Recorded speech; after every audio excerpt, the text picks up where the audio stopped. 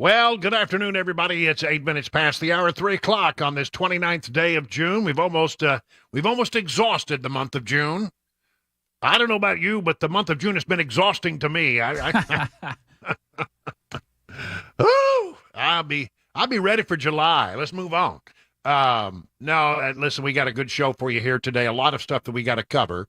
Let me just talk briefly about the weather because maybe Mac Morey can give me an update. Do we still have? Because I'm seeing just to the east of where our airport is. Still a lightning bolter now and then. Do we still have the ground halt at B&A as far as we know? That has now been lifted at B&A. Ground stop well, has been then lifted. there's enough distance then between the lightning there, so that's good for people trying to get away. I'm looking at my map and my radar map, and I'm seeing a real cluster of thunder showers, probably the most intense, somewhere between Shelbyville and Winchester. And then if you look maybe back to the west a little bit, around Mount Pleasant, Columbia, Hohenwald, and that area, Pulaski, again, another round of more intense storms. But beyond that, it seems to be moving out. We do have some storms back up to the north and the west, almost due west of Clarksville. So we'll continue to keep an eye on that. And it is a getaway time for a lot of people who are planning to take advantage of travel around the 4th of July holiday, and that would be me. So I'm taking more than a passing note. I just want to mention, Matt Murphy's going to fill in for me tomorrow, and I appreciate that so much. Don't tell him I said that, but I do appreciate him for doing that. No, he's good to do that because honestly, he's filling in for me, and that means he's away from his regular time slot. Yeah. And I do appreciate that. But then on Monday, Pamela Furr will be in to fill in for me for the rest of the week as Cabana wife and I are headed off to the mountains of New Mexico for a few days. Nice. I want to be really upfront with you because I honestly at times. I don't like to talk about this kind of stuff, and I don't like to discuss it. But I've been going through quite the medical struggle here, and I got the shingles, and I'm now about 50 days into it, and it's still causing problems. And so I've not been sleeping very well. It's not easy to get comfortable at night. You can't sleep. A lot of healing has taken place, but if you know anything about shingles, you know that the pain, the nerve pain that can follow can be months. And so each and every day I'm coming in here and I have to sort of ease up on the medication so that when I hit air at 3 o'clock, I'm not like, because I'm telling you, the stuff that they gave me for this makes you go, good and stuff. so you don't want to, yeah, it's good stuff, but it's not good stuff if you're trying to do 4 hours of radio. So when I'm doing the show for the last, month or so, I've been, and Chris, I think you can back me up on this. I've been at times in a quite a bit of pain. So look, I'm hoping that with a few days off, a long scheduled vacation, this was scheduled some time back. But I'm hoping that I can take a few days off and get some real rest and come back even stronger. And so if I just say all that because I feel like, I've been cranking it out and doing the best I can, and it's not been easy. And at times I feel like maybe I'm not 1,000% my best, but I hope that you'll understand that I have been struggling and hope to get through all this with a few days off. So again, Matt Murphy will be in. He'll be in tomorrow to fill in for me. Pamela Furr all next week, and then we'll get back in and start cranking it out because we'll have a lot of stuff to talk about by the time I get back. I want to talk, if I could, about the Supreme Court decision today. And look, the first thing I want to tell you is a lot of people go Supreme Court decision. Your eyes automatically glaze over. If I tell you it has to do with affirmative action with regard to college admissions, you say, well, I don't care. I don't have a kid going to college. Maybe you're in that boat. But you would be looking at it in a rather shallow sense if you did that.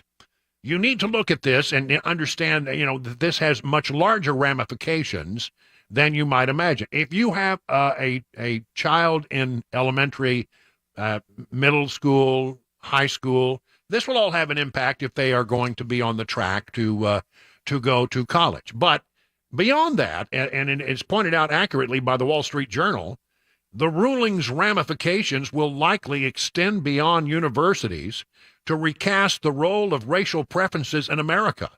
Leaders of American business and public institutions warned in friend of the court briefs that a ruling against affirmative action would deprive the nation of leaders who reflect the population's racial diversity. Now, I'm not sure I go that far, but what I'm trying to tell you is beyond the actual impact it has on universities and colleges, it may have also impact on other policies around the country with regard to business and all kinds of things. So here's the headline. Supreme Court strikes down affirmative action in college admissions.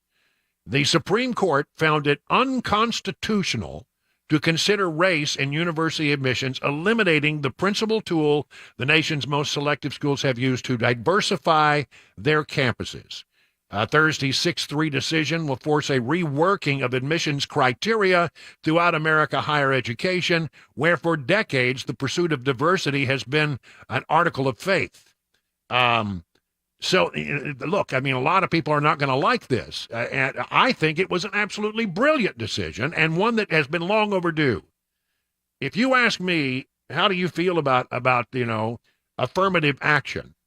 Then I would say to you that the answer to discrimination, if that's the concern, that affirmative action was supposed to answer. Well, to me, the answer to discrimination is never just adopting a different form of discrimination. That ought not be the way we solve that problem. So I am very much one of those who believes that, you should take it. Everybody should have an equal opportunity. But that doesn't mean that everybody's guaranteed an equal outcome. You with me on that? Yeah, we don't want laws in place that say, for whatever reason, we're not going to give you the opportunity. You want a level playing field. You want a level playing ground, and so that's what I think we are returning to. Sandra Day O'Connor came out sort of with the precursor to this ruling some 23 years ago, and argued that we may not, in 25 years, she said, we probably won't need what we have in the law now with regard to affirmative action. So this has been a long simmering, long brewing, and I think a rightly decided decision by the High Court today. Chief Justice John Roberts in this 6-3 decision wrote for the court, joined by Justices Clarence Thomas, Samuel Alito, Neil Gorsuch, Brett Kavanaugh, and Amy Coney Barrett. It is a true 6-3 decision of the conservative court. The students must be treated based on his or her experiences as an individual and not on the basis of race. Many universities have for too long done just the opposite, he wrote. The court's 3 liberals dissented, saying society is not and has never been colorblind. Justice Sonia Sotomayor wrote, joined by Justices Elena Kagan and Ketanji Brown Jackson, the court ignores the dangerous consequences of an America where its leadership does not reflect the diversity of the people. Well, why would that not be the case? Why are we saying that the only answer to a form of discrimination, if that is the perceived problem, if that is the real issue, is another form of discrimination? I just don't agree with that. All right, so I'm going to read from a couple of opinions here, because I mean a couple of the justices went at it. Normally, when you come out with a ruling, and we've known these big rulings were pending, you just put out a piece of paper and you call it a day. But you can tell when the Supreme Court has really been at it, when they've been at each other's throats on something, because they all want to come in and they want to read their opinions. They want to do it in front of people, and they want the opinion to be heard. And so virtually everybody who had an opinion or a dissent took to the High Court today to express their opinion. And perhaps one of the most interesting, I think, comes from Justice Clarence Thomas. This is from the Daily Wire. Supreme Court Justice Clarence Thomas dropped a must-read concurring opinion in the High Court's decision striking down affirmative action, praising American exceptionalism, deriding victimhood, and even taking aim squarely at fellow Justice Ketanji Brown Jackson's dissent. Wait till you get into this. Having been born into poverty in the Deep South during the Jim Crow era, Thomas has been a poignant and powerful perspective on the issue. In the opinion released Thursday, he pulled no punches. The great failure of this country was slavery and its progeny, Thomas wrote. And the tragic failure of this court was its misinterpretation of the Reconstruction Amendments. As Justice Harlan predicted in Plessy versus Ferguson, we should not repeat this mistake merely because we think, as our predecessors thought, that the present arrangements are superior to the Constitution. The Constitution! The Constitution is what should prevail here. Thomas went on to say that the ruling helps move America closer toward a more perfect union that lives up to its promise despite past racism. He's not saying racism did not exist or does not exist. While I am painfully aware of the social and economic ravages which have befallen my race and all who suffer discrimination, I hold out enduring hope that this country will live up to its principles so clearly enunciated in the Declaration of Independence and the Constitution of the United States, that all men are created equal, are equal citizens, and must be treated equally before the law. Unless you happen to be Hunter Biden. I'm sorry, different story. I couldn't help that. As for those who oppose the majority, he saved his sharpest words for Ketanji Brown Jackson, the High Court's only other African-American and the author of a stinging dissent. Thomas wrote that Jackson's race-infused world, let me start it again. Thomas wrote that Jackson's race-infused worldview falls flat at each step. Individuals are the sum of their unique experiences, challenges, and accomplishments. What matters are not the barriers they face, but how they chose to confront them. Amen. I mean, this, I can't tell you, how strongly I feel about that. Race is not to blame for everything, good or bad, that happens in our lives. A contrary, myopic worldview based on individual skin color to the total exclusion of their personal choices is nothing short of racial determinism. We are the victim. We are the product. Let's put it that way. We are the product, and as we go through life, of the experiences that we have and the decisions that we make, and sometimes the bad decisions outweigh the good decisions, and we really have to pay for that from time to time. I don't believe we should ever do anything that keeps the playing field from being level. Diversity is a great thing. I believe in diversity. I believe in having people come to the table and try to be the best of them they can be. But you are the product of the decisions that you make and the actions that you take and the life that you lead. And I think this is what Justice Clarence Thomas is saying about all this. I got more to say about this, including I'll read a little bit from Ketanji Brown's. In Supreme Court world, this is like they had a knockdown drag out that went 10 rounds. I mean, to tell you, they really went at it in a legal way. Right now, 22 minutes past the hour, 3 o'clock on Super Talk.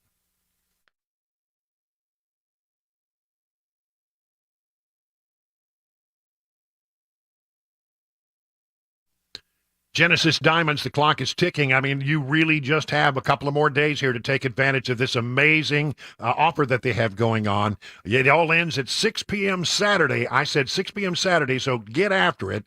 Take advantage of their hottest offer, 5 years, 0% interest financing. Get in now and splurge. Maybe treat yourself. You planning to propose? Get that stunning designer engagement ring starting as low as $67 a month, or a 3-carat lab-grown center diamond. Advantage of this, so don't put it off for yet another minute. Buy that pre-owned Rolex or that designer ring or just a simple diamond pendant. Get the incredible price Genesis is famous for. Then spread your payments out over 5 years, 0% interest. It's insane. It's the smartest, easiest, and best way to buy. Nothing down, no interest for 5 years. But hurry, this incredible offer ends on Saturday at 6 p.m. and will not be extended. Only at Genesis Diamonds on approved credit. See store for details.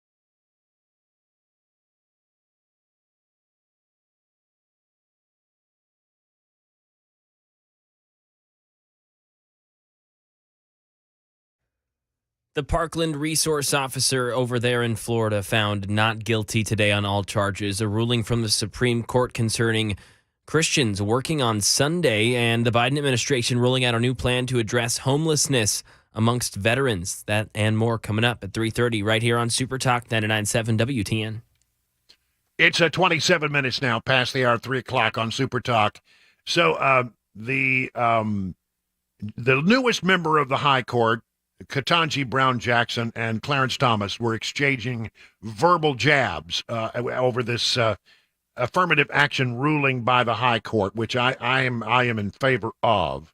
But here, just to be fair, is what Ketanji Jackson Brown put in there. Justice Ketanji Brown Jackson wrote, "The best that can be said of the majority's perspective," that's the majority opinion written by the Chief Justice, is that it proceeds ostrich-like from the hope that preventing consideration of race will end racism. But if that is its motivation, the majority proceeds in vain. If the colleges in this country are required to ignore a thing that matters, it will not just go away. It will take longer for racism to leave us. I have a different idea about this, which I will share with you in the next hour as we bring back up this topic for a second hour. It's worth that much attention. I'll tell you what I think the real solution here is. The solution here is to provide Americans with more choice, not less choice, and to do away with discrimination in favor of giving people opportunity, which is always the answer in America. Provide a level playing field, provide the opportunity, and just watch miracles happen. More on that coming up, I assure you, in the next hour as we look at this. So, again, just to recap, 6-3, the High Court has struck down the idea of using affirmative action in college admissions.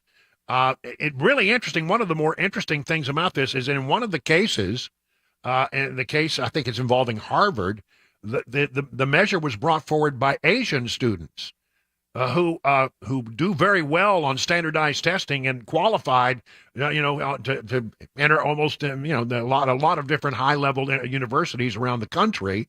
And they were told, "I'm sorry, we can't have you because if we do that, we'll have too many Asians."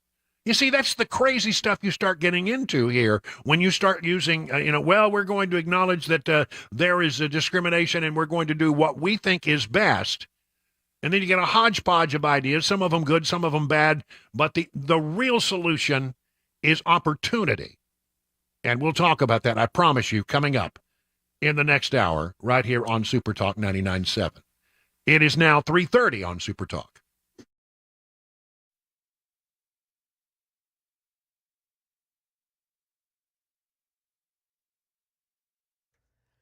It is 3:30. I'm Mac Maury with your top stories, and that main line of storms has passed the mid-state for now. Got a severe thunderstorm watch still in effect for all of Middle Tennessee for the next 30 minutes, and that ground stop over at BNA has been lifted. Power outages, though, are a side effect of the storms experienced over the last few hours. And taking a look at these right now, Davidson County, about 2,300 people without power. Williamson County, that number's gone down to around 475 people without power. Rutherford, at that same number, 200. Sumner County, around 300 people. You take a look over in West Tennessee, Shelby County right now, 23,000 people without power.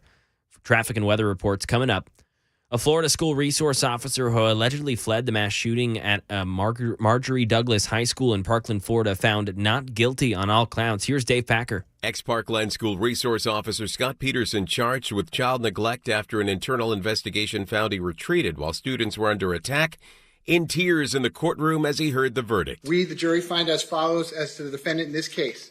The defendant is not guilty. On all counts, prosecutors accused Peterson, a 30-year veteran of the Broward Sheriff's Office, of making a false statement claiming he did not hear the gunshots. He faced up to 95 years in prison if convicted on all charges. And some breaking news from Channel 4. A tree, due to this severe weather, came down and someone did die from a tree falling. That is in Murray County. I'm going to get more information on that. We'll keep you updated with it right here on Super Talk 99.7 WTM. Now going over to the nation's capital. The Supreme Court is unanimous in siding with a former postal worker from Pennsylvania who was fired because he didn't want to work Sundays because he believes that day, quote, should be devoted to worship and rest. The decision said workplaces across the country must show more respect to employees who seek religious accommodations unless there's a substantial burden on the business. And staying there at the White House, the Biden administration is rolling out a new plan to address homelessness among veterans. Here's Faith Abube. The Biden administration plans to invest more than $3 billion in programs that will help homeless veterans across the country by putting a roof over their heads. The money, according to the White House, will go towards several support services like legal aid, resources to find jobs, and programs to quickly rehouse veterans experiencing homelessness. The Biden administration says homelessness among veterans has fallen by 11% since 2020, and these new actions will advance their goal to permanently house at least 38,000 veterans in 2023. And that is the latest news, weather, and traffic next. I'm Mac Maury, WTN News.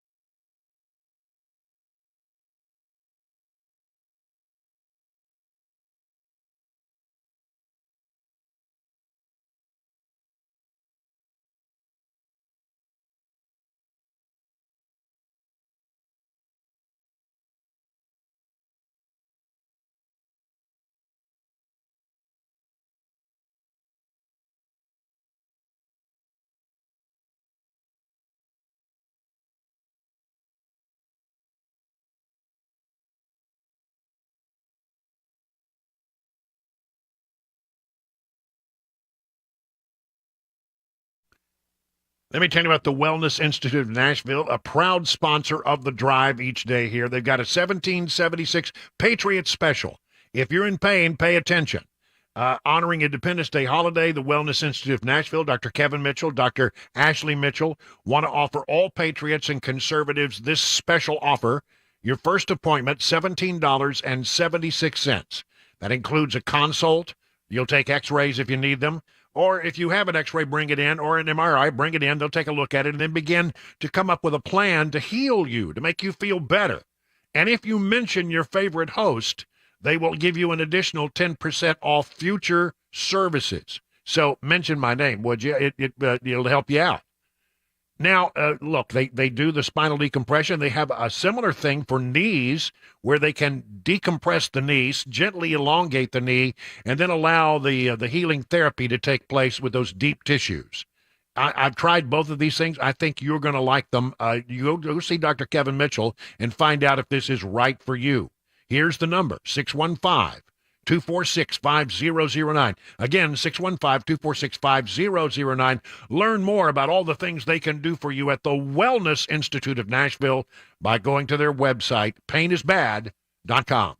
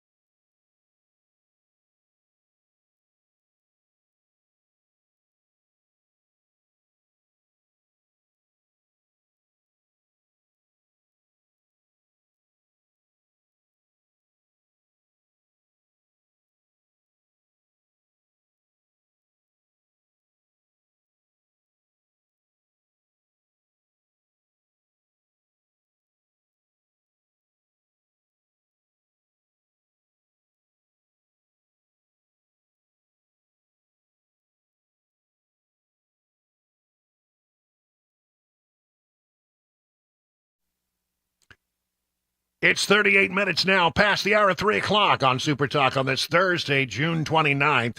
Let me run through just some of the things that we're going to be talking about here today. In the next hour, at the top of the next hour, we talked about the Supreme Court decision, but I'm going to tell you about another story that tells you why we're going wrong in America today. It's a perfect example of why we're going wrong with the way we look at things like race discrimination. And it has to do with a lemonade stand in Alabama. So there you go. You may want to make that. And then because we are not going to be, I'm not going to be here tomorrow. I love my Phone Your Farb Friday situation, but we're going to do it today. You going to be ready for that? Phone Your Farb. All right. Yeah. Phone Your Farb Thursday, we'll call it. Which means that tomorrow Matt Murphy may not do Phone Your Farb Friday because I will have already usurped that from him. He does phone your Matt every day, I guess. Yeah, I know. This is a different thing. It's a different world with Matt. All right, so look, let me talk about the Biden syndicate, the family syndicate. This story continues to get better and better and better. Late yesterday, while we were in our show in the 6 o'clock hour, we heard testimony. We heard more questions being answered by a whistleblower, an IRS whistleblower by the name of Shapley, Gary Shapley. He spoke with Brett Baer on Special Report, and the information that came out of that gives you example after example after example of how the Biden Justice Department was doing everything it possibly could to stand in the way of any investigation of Hunter Biden until the statute of limitations had run out on some of the charges. Shocking. And there needs to be some answers given to some of this stuff. And I do have confidence that the Republicans in the House are going to be asking some of those questions, and some of the people who are going to be answering those questions are going to be under oath. But I have a feeling we're going to get a lot of humma. We're not going to answer that question. Give me Fifth Amendment, that kind of stuff. Not going to answer. Can't go there. We're going to get some of that. And as you listen to this interview, and I've taken excerpts from this interview between the whistleblower and Brett Baer over at Fox News, you'll understand how infuriating it must have been to the investigators for the IRS and the FBI, who felt like they had a case built. They were building a very strong case against Hunter Biden and maybe the old man. But every time they started to get close, something strange would happen. You were clearly prevented. You felt it, you documented it, you knew it. Yeah, that's correct. And throughout the investigation, I was documenting various issues as they arose, and to include the search warrants that weren't allowed to be done. What happened with that? Between April and June of 2020, we drafted an affidavit to execute search warrant in a couple different locations, and the prosecutors at the time stated that probable cause had been achieved. But as we moved closer... All right, now hold on, that's important. Because they bring the investigators bring the case and say, you know what, we think we've got probable cause to do this or to take this action. And they agreed. They said, yes, you have probable cause there.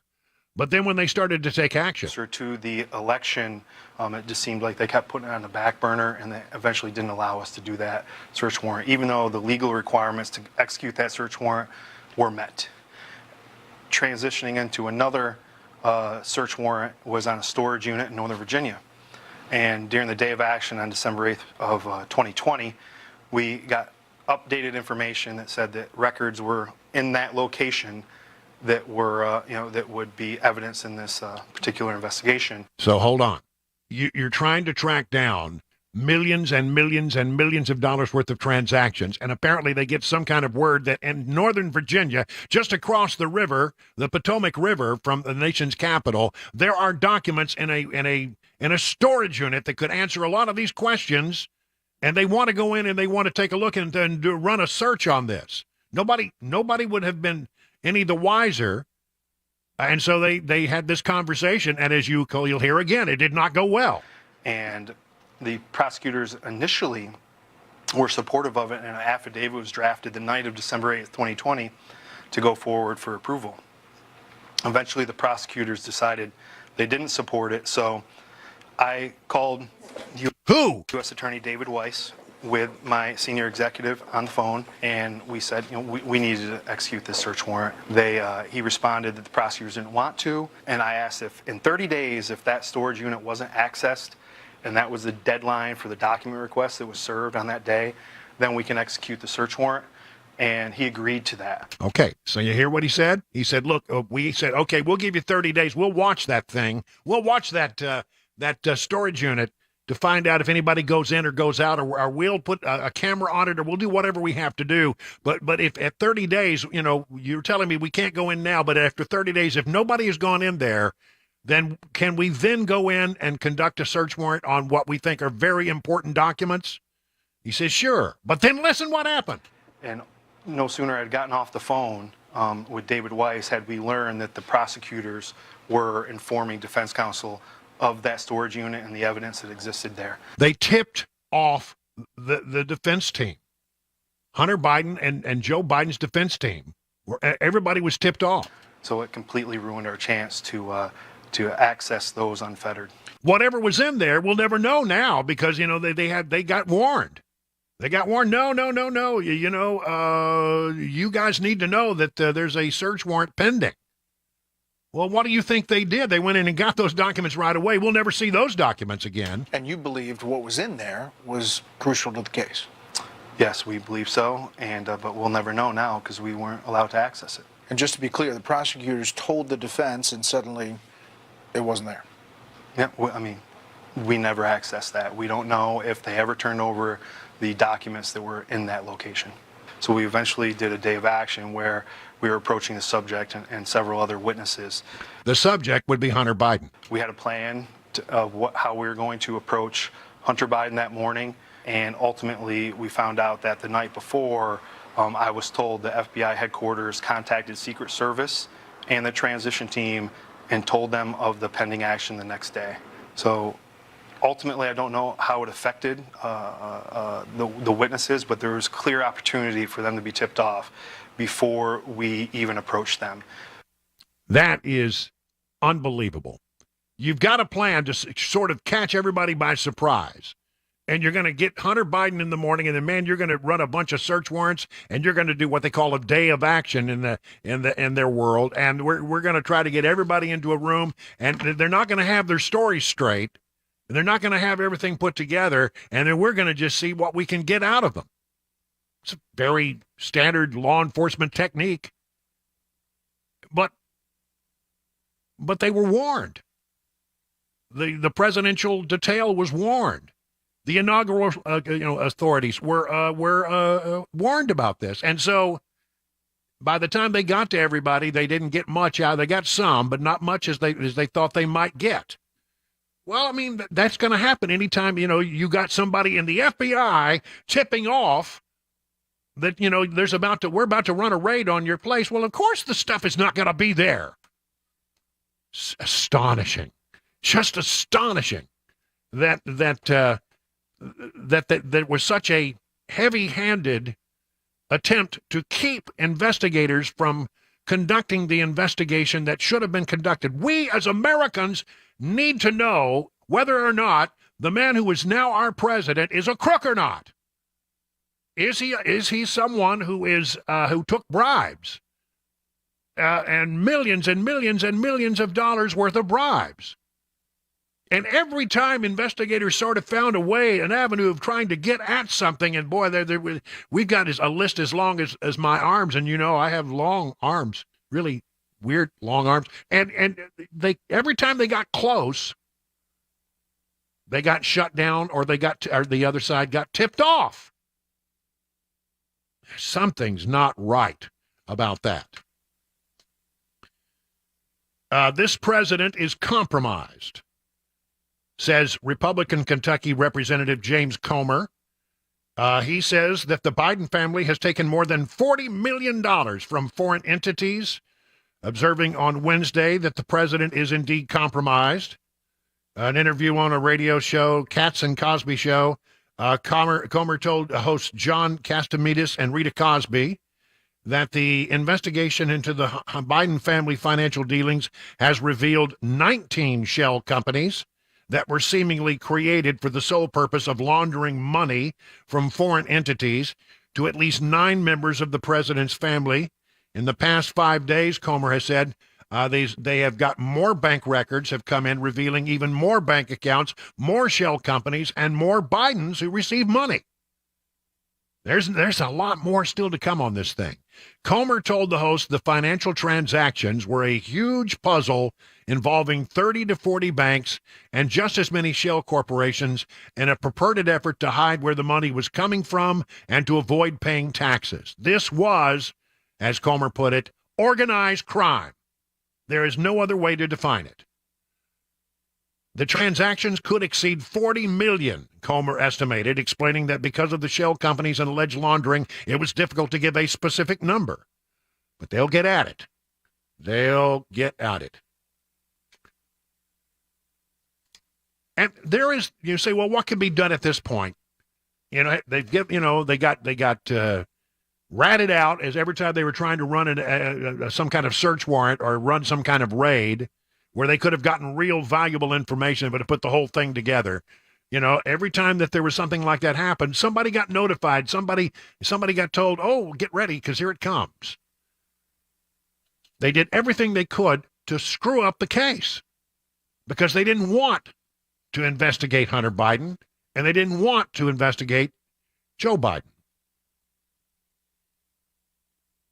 And how can this now be resolved? Here's how. This is from justthenews.com. If I were the judge in the Hunter Biden case, says Alan Dershowitz, I would refuse to accept the plea bargain. So you see, in the next few days, Hunter Biden is going to be brought in before a judge, and they're going to say, okay, we want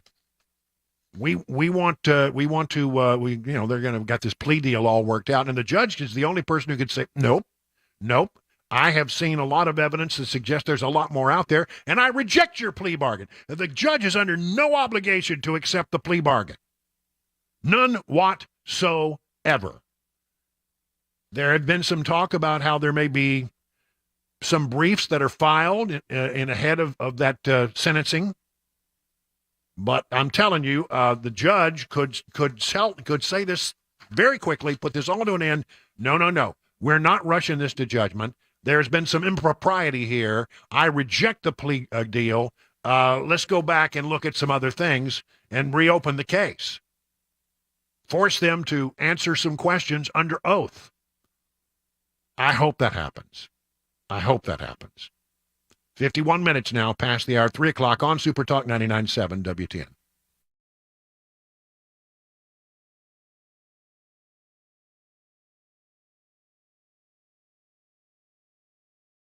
Let me talk about D.T. McCall and Sons. Listen, 5 convenient locations in Middle Tennessee for whatever you might need for your home. I mean, what do you need? Do you need furniture? A huge selection of appliances and furniture, mowers, gun safes. I mean, anything that you might need, you're going to find it right there at D.T. McCall's. And mention free delivery. How many times has someone purchased an appliance, then had to pay extra for the cords and the hoses, paid extra for delivery, paid for the haul away? Not such a good deal when that happens.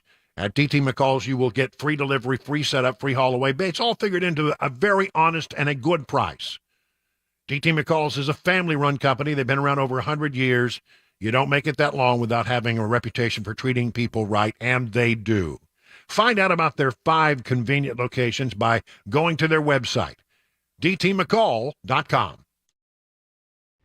Hi, I'm Paul Winkler. One of the things you hear me talk about frequently on my radio show that has been going for over 20 years in the Nashville market is that annuity sales are not necessarily a great thing for the end investor. Now, if you go to an investment firm, a lot of times you'll get that. The first thing that they recommend, an annuity. Banks and investment firms recommend these for one really good reason. And many times that reason isn't the best thing for you. It's commissions. It's a huge moneymaker for the investing industry. This is why I think it's so important that when you work with an investment advisor, that they not be paid on commission. It creates a huge conflict because it creates an incentive to sell you things that may not be in your best interest. If you want to learn more about our approach to investing and financial planning, go to paulwinkler.com and set up a free 15-minute phone call. We don't do anything on commissions. Or you can call 615-851-1950.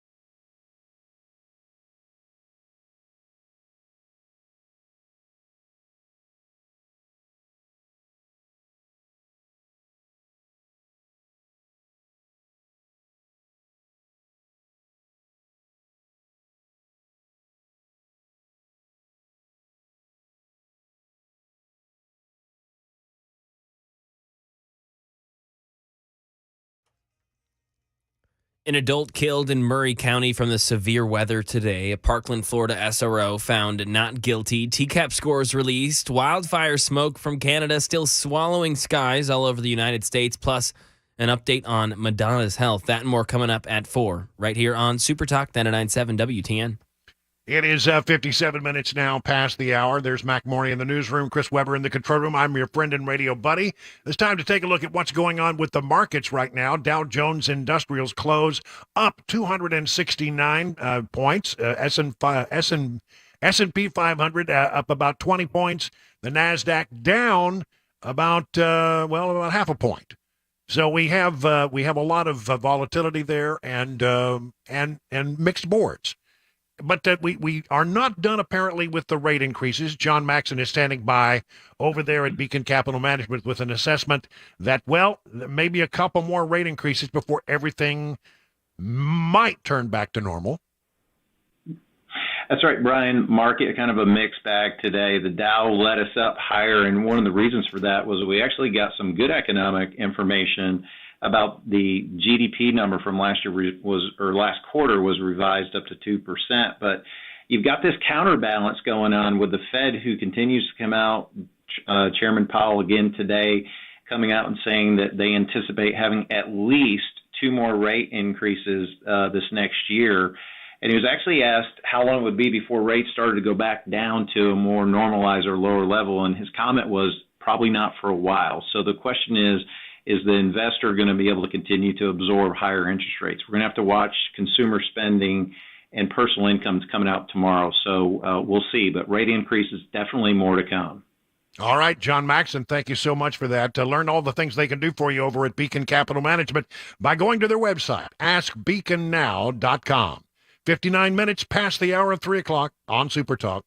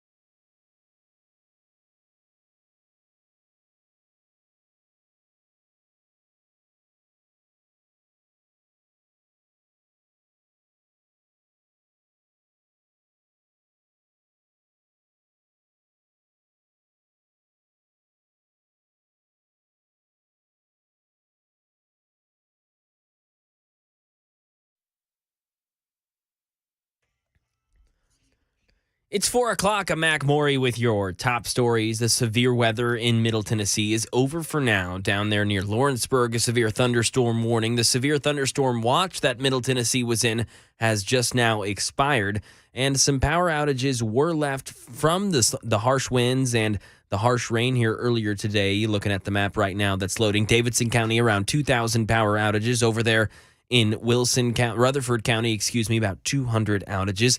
Williamson County, around 400 people without power.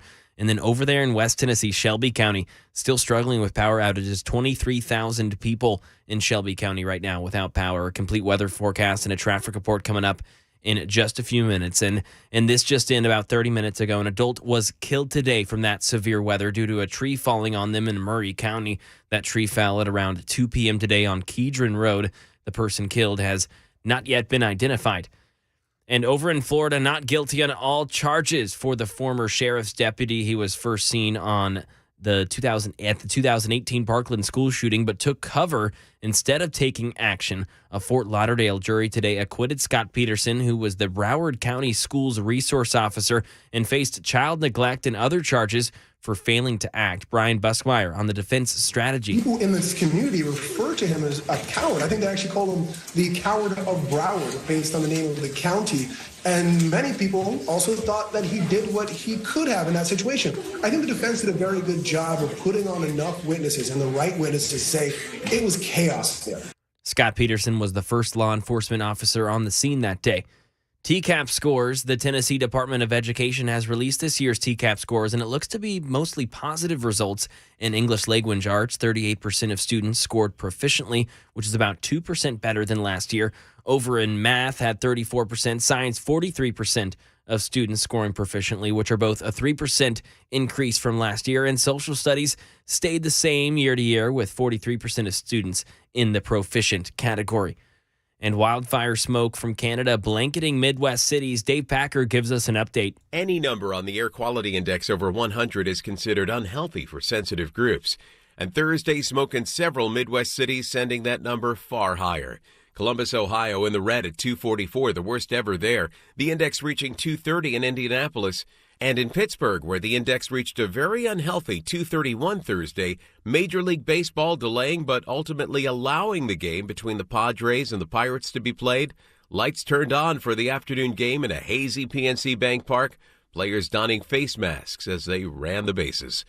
And over to some news concerning Madonna, who's now out of the hospital following a serious infection that has derailed her world tour. Here's Jason Nathanson. Madonna is at home and feeling better after a health scare that had her hospitalized for a couple of days. A source close to the singer's camp confirms to ABC News that Madonna is out of the hospital following what we're told was a serious bacterial infection, which landed her in the ICU. The infection was serious enough that she had to postpone her upcoming Celebration World Tour, which was set to kick off July 15th in Vancouver.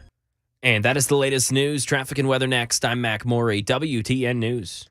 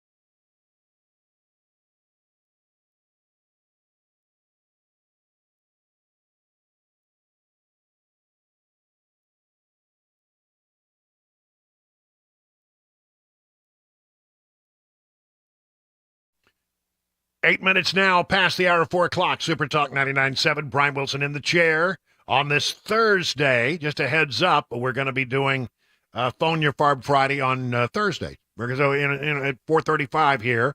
Just about another half hour or so, we'll be doing our edition of that because I won't be here tomorrow. I'm going to take a long planned vacation, and I'll be back hopefully refreshed and ready to fight all the way to the fall and into the holiday season. Maybe too much. I don't know. So the big story today, and the thing that everybody is looking at, is the big decision out of the Supreme Court that said basically affirmative action cannot be used when it comes to college and university admissions. This is a more complicated issue than you might imagine, because in one of the cases, for example, it was Asian students who brought the claim and said, you know what, we can't get into colleges because, well, there are a lot of Asians who test very well, and they're telling us that they're only going to accept so many. And even though we have passed the test and done everything's been asked of us, we can't get into some of these colleges. And you know, then the other side of the equation is that there are people who are given a leg up and an opportunity that others might not get because they didn't have the grades, but that they're trying to help somebody up. And I think that's not the right way to go about it. To me, our Constitution says that all men are created equal. And that ought to be, if the Supreme Court's supposed to follow the Constitution, that's what that's what they should be doing. They should be promulgating policies and interpretations of the law that support a reading of the Constitution. It is not the job of the high court to legislate. Yet, and that's what they've done with this affirmed action. And again, affirmative action has been very complex and very controversial. And the Chief Justice got a 6-3 conservative majority, and today they basically did away with affirmative action with regard to university and college admission. Again, a very complicated story. More to it. Clarence Thomas, an inspiring read if you have a moment to go through and read some of his comments. He says, the great failure of this country was slavery and its progeny. And the tragic failure of this court was its misinterpretation of Reconstruction amendments, as Justice Harlan had predicted in Plessy versus Ferguson. We should not repeat the mistakes merely because we think, as our predecessors thought, that the present arrangements are superior to the Constitution. John Roberts had been wanting this for forever. It was one of the things he talked about and talked about and talked about. And so it comes out 6-3. They will do away with affirmative action when it comes to university. And by the way, that's not the only place this will have an impact.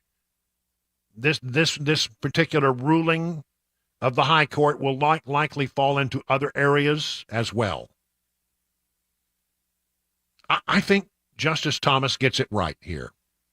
I think what he's saying here is, it's not a perfect world, but what we ought to do here in trying to make our more perfect union is make sure that we follow the lead of the founding fathers and make sure that the playing field is level for everyone. And so what ought to go forward when it comes to college applications is, did you earn the right to be there? Did you have the right kinds of grades? Let's talk about, some merit. I am, people say it's easy for you to talk about that, Wilson. It's easy for you to talk about, getting a college education, you white guy, you. And I would simply say, you know what? I didn't go to college right out of high school. Because you know what? I didn't earn the right to do it. And my parents pulled me aside and said, if you want to take a few classes over at the junior college, that's fine. But we're not going to send you off to a university because you haven't shown that you're able to do the work or willing to do the work. And they were right. I had not been a particularly sterling student in high school. And so, I said, okay, and I just went to work. And I got very lucky in one regard. I found something that I truly love to do. and I wanted to do it every day of my life. I couldn't get enough of it. And for somebody who was a little ADD, what a great job to find a career where every single day you come in and it's a different thing. Never going to face the same thing twice on any given day. And so, I did not go to college until I reached my 40s. And I paid for it, by the way. So I paid the price for my lackadaisical approach to my studies when I was in elementary, junior high, high school, and I didn't go to college. And that was the right decision, by the way. My parents were wise to if they'd have sent me off to college, I'd have come bouncing back home in about 6 weeks. It'd have been over. And all that would have been lost was a lot of money, and I wouldn't have anything to show for it. So I believe in opportunity. I believe in making your own way. I found that I loved journalism, and then I found it was a thing that I did go eventually and get a master's degree, and I got a master's degree in print journalism, which was not my area of expertise as a broadcast journalist, but nonetheless, I got one. So, opportunity, the level playing field. Those are the things that the Constitution says we should strive for, and that's what this ruling does, I think, today in the 6-3 decision by the High Court. We need to drill into our young people that, success is not just handed to you. Success is not just given to you on a big silver platter. This story I found was in the Washington Post, but bear with me. You really should hear this. A mom offered lemonade stand jobs, and that what she was trying to do was teach young people what it is to earn a dollar, to earn and to learn and to take advantage of the amazing things that our economy can do for individuals if they're only willing to put in the time and the effort. It's been 1 year since Crystal Johnson and her 8-year-old son Cameron turned their hand-painted lemonade stand into Cam's Lemonade, which is now a full-blown business that sells their product at grocery stores. In that time, the Alabama mom said she saw her shy boy come out of his shell, learn how to handle money, and turn into a budding entrepreneur. Yes! Mom, doing a good thing. Johnson said she wanted to impart those skills on other kids through a 1-day apprenticeship on July 9th. The idea was easy. Children between the ages of 6 and 10 would send her a resume. Well, not a real resume. They're only 10 years old.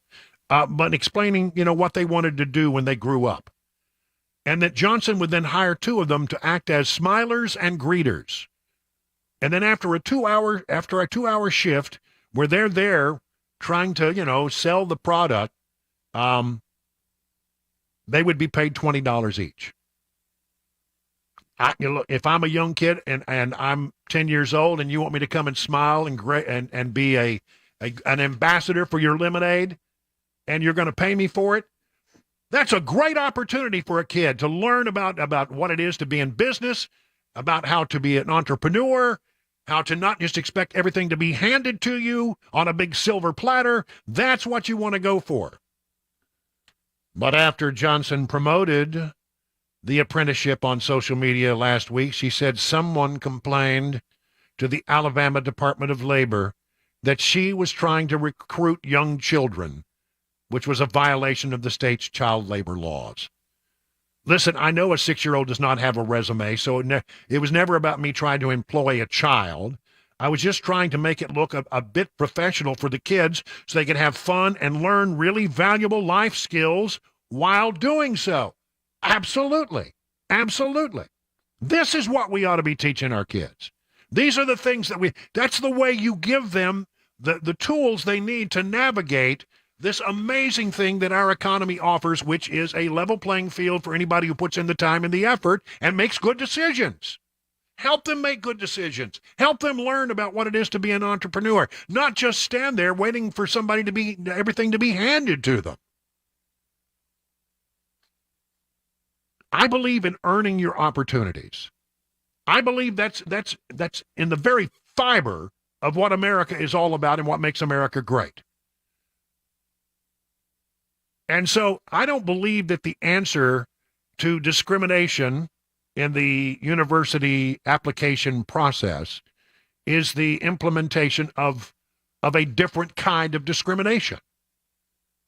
I don't think that's how you solve the problem. I think you solve the problem by making sure meticulously that everyone has the same opportunity, and it's those who choose to apply themselves and put in the effort and nose to the grindstone. It's those who show up on time and get the job done who ought to have the opportunities.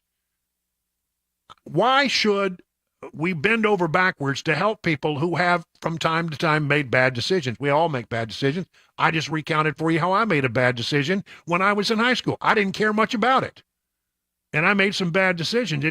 I had to work myself out of that hole, and trust me, my friend, there were some bologna sandwiches along the way.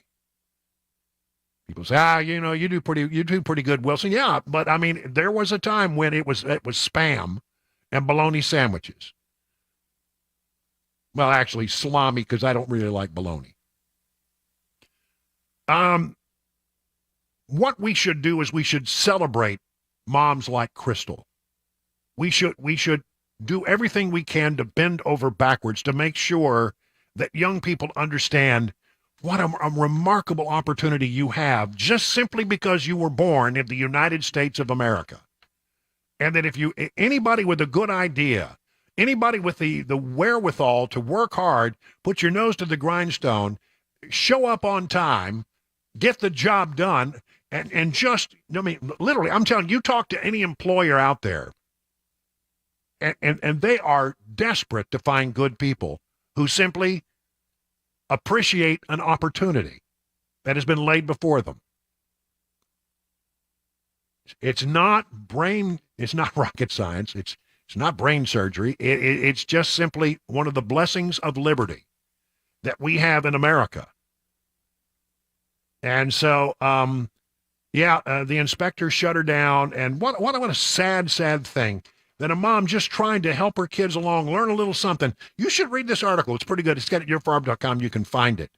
It's called, Can You Believe This, is the headline. Because I can't believe this story even now. So there you have it. Again, a decision made by the high court, I think rightfully decided. I do not believe that the answer to discrimination is a different kind of discrimination. I believe the answer is what is essentially in our remarkable form of government that gives people the opportunity to succeed if only they are willing to take advantage of that opportunity. 21 minutes now past the hour of 4 o'clock.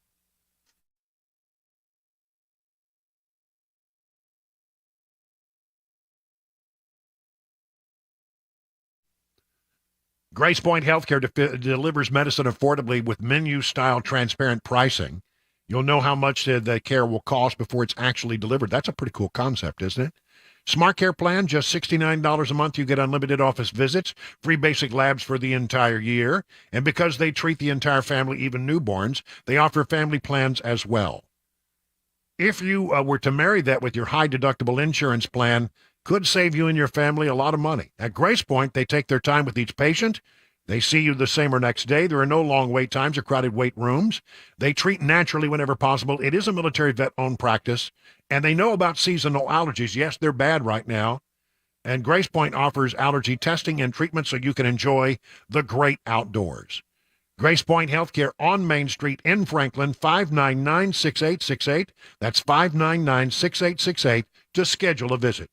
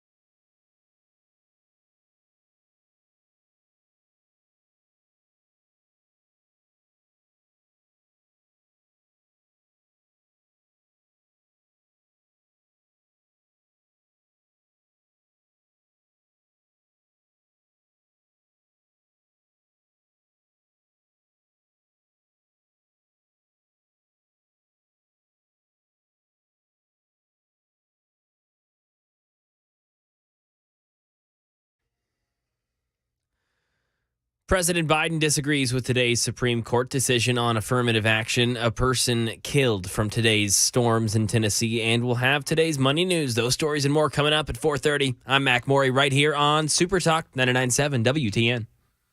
It is 26 minutes now past the hour of 4 o'clock on Super Talk. Brian Wilson in the chair and on the air. I am now starting to see a little bit of sunshine here in bucolic Watertown. Really? How's Good. it?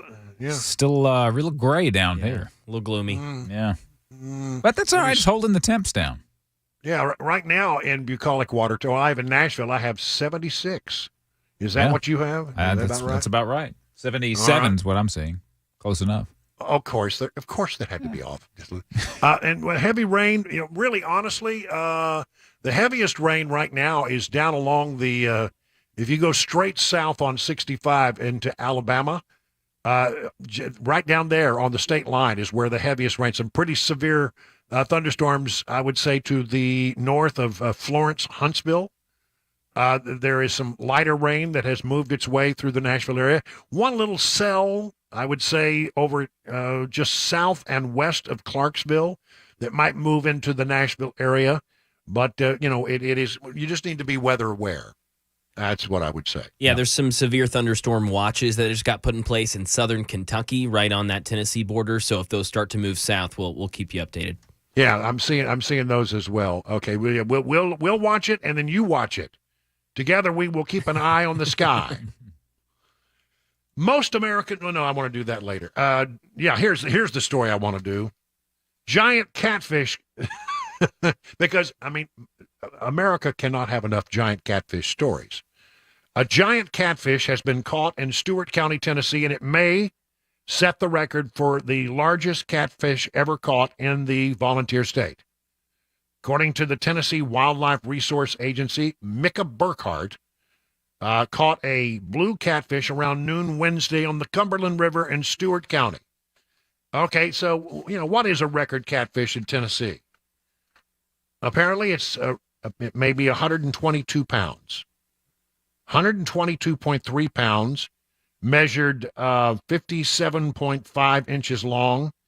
Around its girth, 42 inches and a quarter. Burkhart reportedly caught the beast using a white bass head for debait with a 40-pound test line. Brought in a 122-pound fish on a 40-pound test line. It could be a new record pending verification and certification.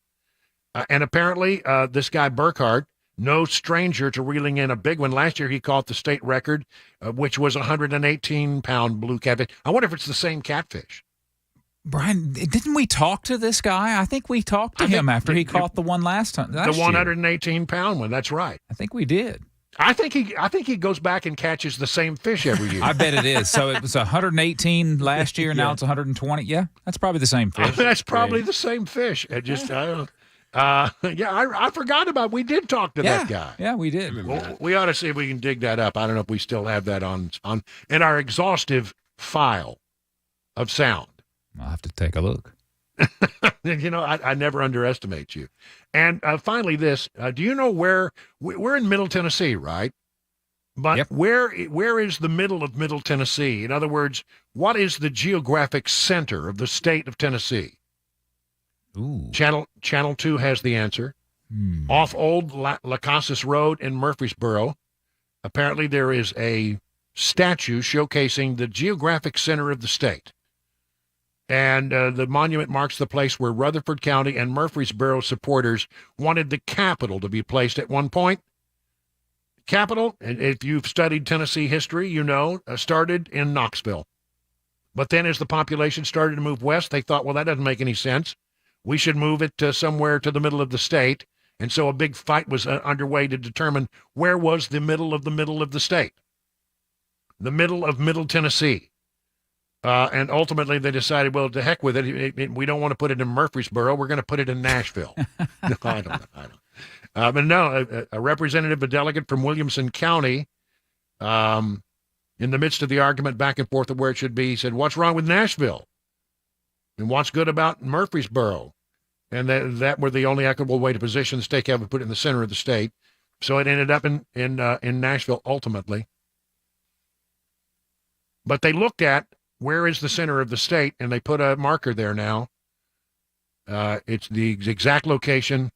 They said in Murfreesboro at the time was not the ideal place to put the Capitol. Little rocky or a little, I don't know. I'm sure there was some reason, right? That's right. All right, we're just a few minutes away from Phone Your Farb Thursday special edition. It's 31 minutes past the hour of 4 o'clock.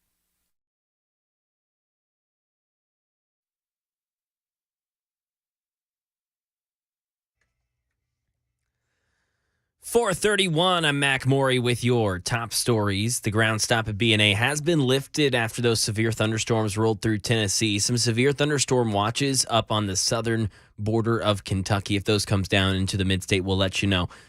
And thousands of Tennesseans without power right now at this hour from those straight-line harsh winds and the strong rain. Davidson County, around 1,100 people without power. Williamson County, 260 people. Over there in Rutherford, a little over 200 people. Down there in Lawrence County, about 500 people without power. And over on the western side of the state, Shelby County, 23,000 people right now without power at this hour. Full weather forecast and the latest traffic report coming up. President Biden says he strongly disagrees with the Supreme Court's decision that will restrict affirmative action at colleges and universities. Lindsay Watts has more. The president says the court's decision shouldn't be the last word and told colleges and universities to stay committed to building racially diverse campuses. Many people wrongly believe that affirmative action allows unqualified students to be admitted ahead of qualified students. This is not how college admissions work. A reporter asked if this was, quote, a rogue court. This is not a normal court. Right now in Murray County, an adult was killed due to a tree falling from those severe storms that we discussed. That tree fell at around 2 p.m. today on Kedron Road. The person killed has not yet been identified. And now over to the latest money news today. Stocks ticked mostly higher on a better than expected GDP. The Dow climbed 270 points and Nasdaq gave up a fraction and the S&P added 20 for the day. Despite rising interest rates, the economy grew at a 2.5% annual pace from January to March as consumers spent at the fastest pace in nearly 2 years. The Commerce Department says the gross domestic product still slowed from the 2.6% growth rate from October through December. After holding steady for a few weeks, first-time jobless claims hit a 20-month low last week. Chair Jerome Powell says the Federal Reserve may need to tighten its financial rules after the failures of 3 large U.S. banks this spring. He says banks should be required to have more capital in reserve to guard against loan losses. Well, it seems nothing is forever, and that includes forever stamps. The Postal Service says inflation is forcing it to raise prices by 3 cents from 63 to 66 cents effective July 9th. And that is the latest news, traffic and weather on the way. I'm Mac Maury, WTN News.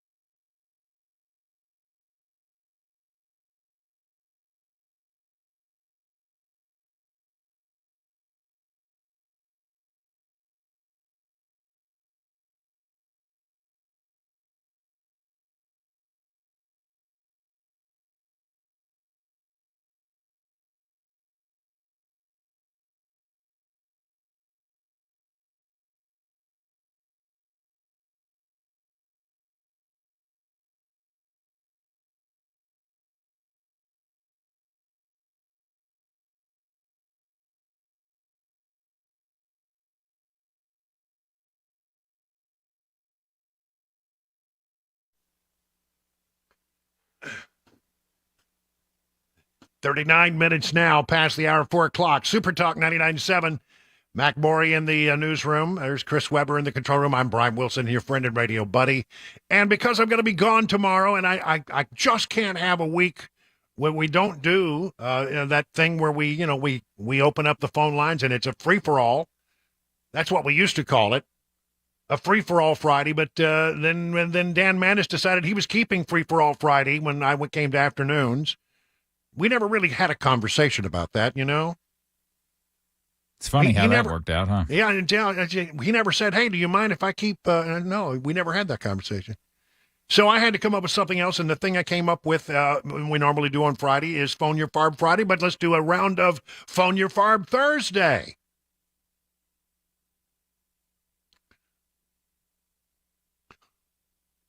Not that I have any hard feelings about the fact, but he never really asked.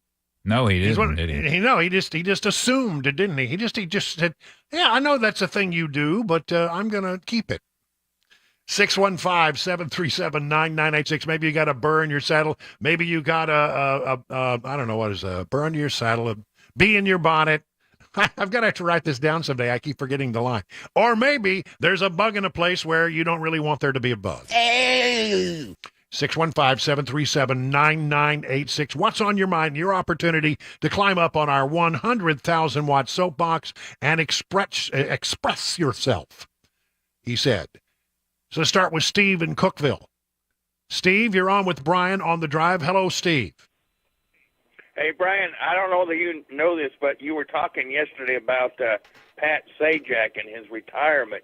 I don't know that you know this, but he started his career as the weatherman at Channel 4 there in Nashville. I was aware of that, and he has real strong ties here, and he has real strong ties in the Maryland area. He owns a radio station there, and I've actually known people who've worked for him.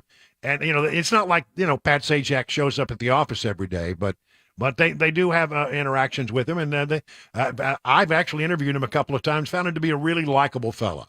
Boy, talk about a guy who found a little bird nest on the ground in this thing called Wheel of Fortune and just decided to ride it out. So that's a pretty cool thing. And, I think I'm not deeply enamored with Ryan Seacrest as a replacement, but we'll see. I'll give him a chance. The guy just, I can't help but look at the guy and say, he looks like a frog. I don't know, but am I wrong about this? No, I love it. I think it's great. I've never heard that analogy. He looks like a big mouth frog. All right.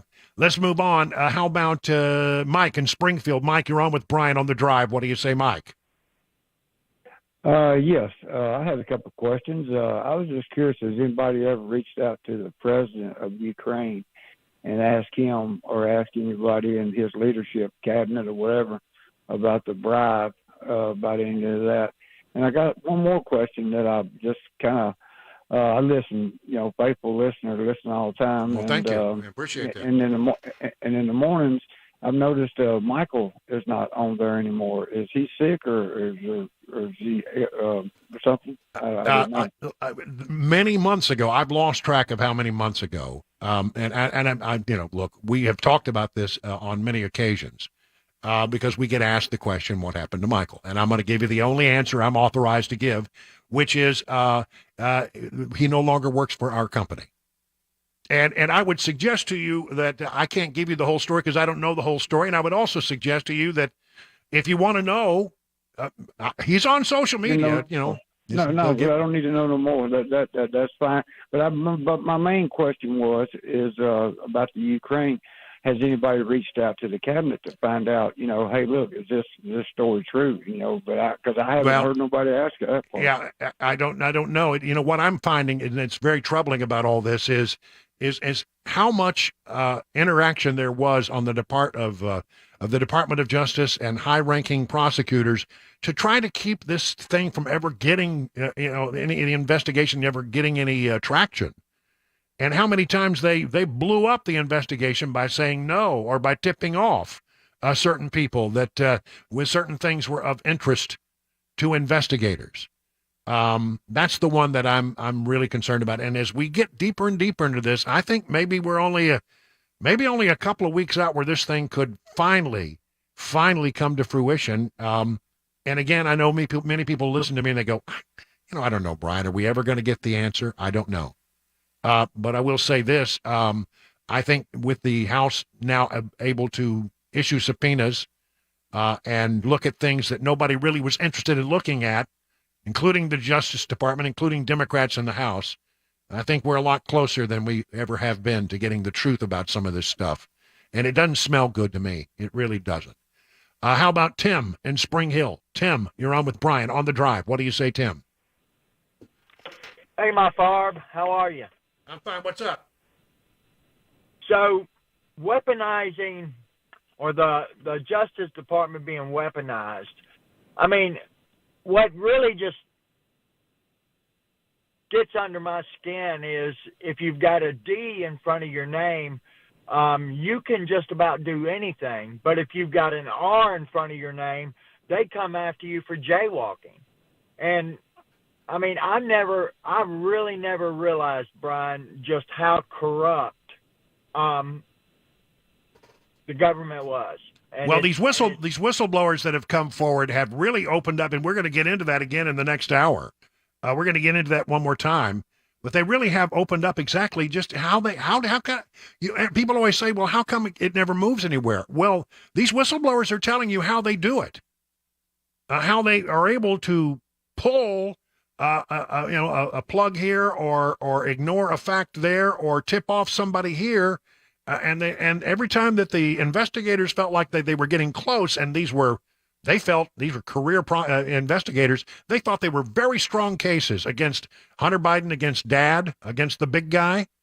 But every time they got close where they could just sort of lock it up, somebody would, I don't know, say no all of a sudden. No, we're not going to do that. Nope, we can't do that. It's death by a thousand cuts. These cases were basically just destroyed by bureaucrats, and I would argue bureaucrats who had a political position, which that never should be. How about Aubrey in Murfreesboro? Aubrey, you're on with Brian on the drive. What do you say, Aubrey? Okay, so I want to know if Hunter and the Biden crime family has taken all this money, millions of dollars, and yet they claim to have paid taxes on that money, at least somewhat. How do we know that is not dirty money that paid the taxes? Well, we don't know, except that in the case of Hunter Biden, somebody stepped in and wrote a check. And somebody, it was the guy who apparently with Hunter Biden, they said, we think your art has some value, so we'll write you a check to pay off your tax debt. But who knows where that money came from eventually? But apparently he said, and I'll work with you on your art career. You can't hardly even say it with a straight face. How about Larry in Nashville? Hello, Larry. You're on with Brian on the drive. What do you say, Larry? Hey, how you doing, Brian? Doing well. What's on your mind today? I want to talk about this upcoming election. There's no way that we can win this election. The fix is in just like it was the last time, even more so now. I'm a retired federal officer, and for 50 years I've seen what's been going on in Washington.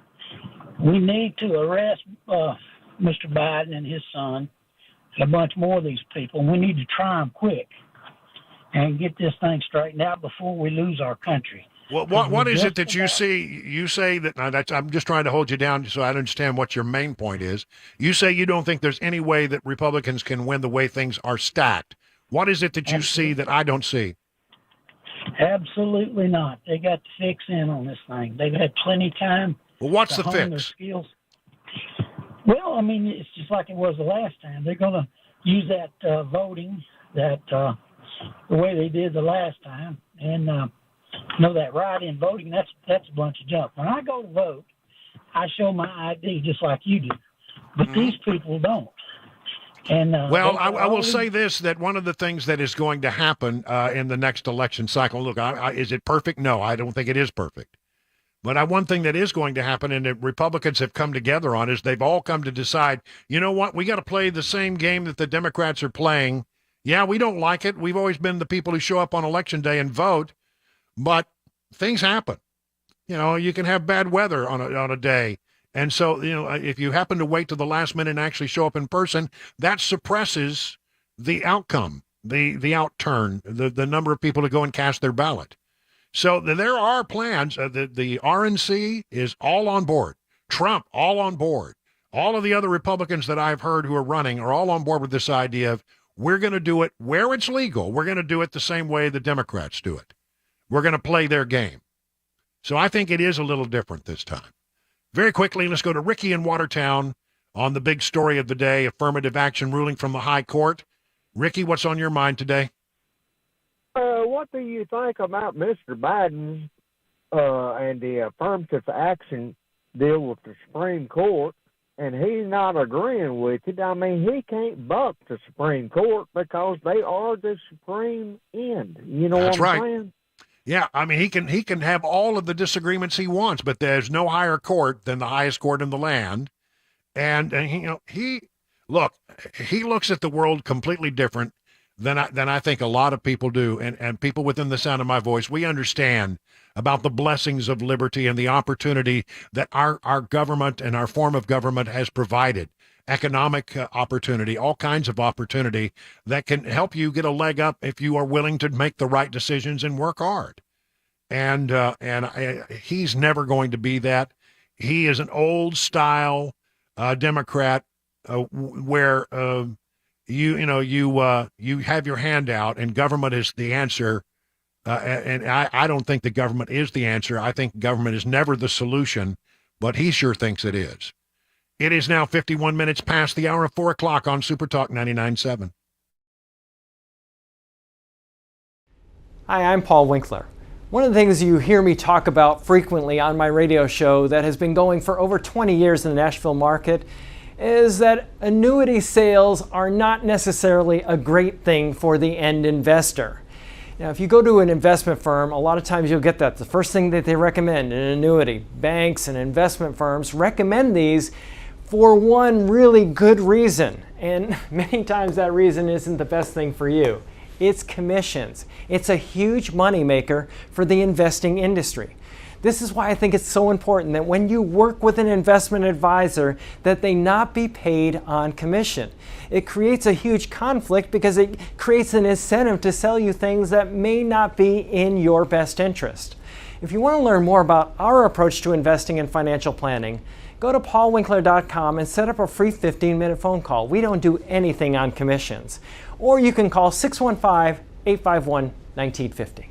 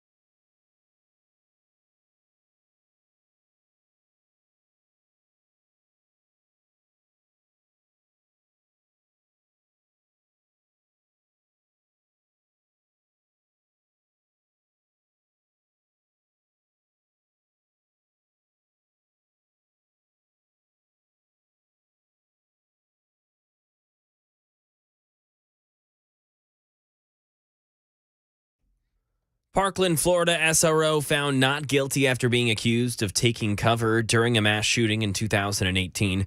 New details on the Chinese spy balloon being released, and a Tennessee offensive lineman suspended today for 6 games due to gambling at the Titans facility. Those stories and more coming up 5 o'clock right here. Super Talk 99.7 WTN. All right, and then coming up in the next hour, as we begin a brand new hour here in just a few moments after the news with Mac Morey, we're going to get into this Supreme Court decision. I've been telling you, big decisions are coming, more big decisions probably coming tomorrow, but the one that came out today has to do with colleges, and it strikes down the concept of affirmative action for college admissions. What does it mean? There are larger ramifications to all of this, and this really is, many people think, a landmark decision. I'll give you all the reasons why coming up after the news with Mac Morey, 58 minutes past the hour of 4 o'clock.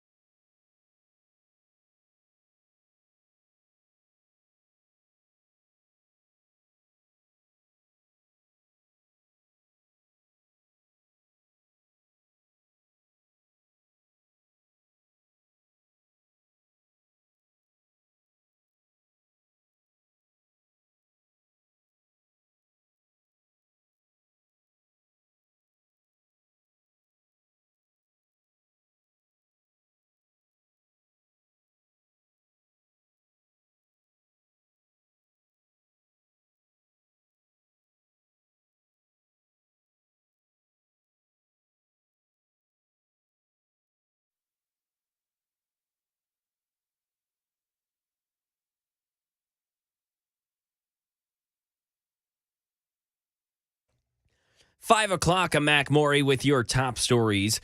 Right now, about 78 degrees in Nashville. The storms that passed through the mid-state ended one person's life in Murray County after a tree fell on them today. That level of wind and rain seems to have passed through for today. Got a complete weather forecast and the latest traffic report coming up in about 5 minutes. Not guilty on all charges for the former Florida sheriff's deputy who was first on the scene at the 2018 Parkland school shooting, but had been accused of taking cover instead of taking action. Dave Packer. A Fort Lauderdale jury acquitting Scott Peterson, who was the school resource officer at Marjorie Stoneman Douglas High School and facing 7 counts of child neglect and other charges for failing to act during the 2018 mass shooting. We've got our life back after 4.5 years. The former Broward County deputy was tearful as he heard the verdict and spoke outside of the courtroom. It's been an emotional roller coaster for so long. As it has been for families of the victims, as well as teachers, former students, and other officers who had testified for the prosecution. A Chinese spy balloon update. The Wall Street Journal released some new details on that balloon that was shot down over South Carolina earlier this year and what's been found inside. Andrew Dimebert. According to the Wall Street Journal, the early stages of an investigation show the balloon reportedly had satellite-like sensors and solar panels with radar capabilities. And while China had long claimed the balloon was used for weather monitoring, this analysis claims the craft was in fact intended for spying. But while the balloon collected data during its 8-day voyage over Canada and several U.S. states, officials say it was not able to send that data back to China as it was shot down off the Carolina coast. Burglars on the run in Tennessee. Channel 4 reports that Gallatin police are on the lookout for 3 suspects connected to a gun shop theft. Officials say the burglary happened at around 3:30 a.m. on Wednesday at the Sumner Gun and Supply Shop. They broke a window to get in, then stole several weapons before they all left in a dark gray Dodge Charger. Now over to some Tennessee Titans news. Projected starting offensive tackle Nicholas Petit-Frere has been suspended for 6 games for this upcoming season after violating the NFL's gambling policy. And the policy details that you're not allowed to do any betting on the grounds of an NFL facility, and you're never allowed to bet on anything NFL related. Petit-Frere is adamant that he did not bet on NFL games, but he was unaware of the policy that he wasn't allowed to bet at the Titans facility. 3 other NFL players were also suspended today, but theirs were for the entire season. And that is the latest news. Traffic and weather on the way. I'm Mac Morey, WTN News.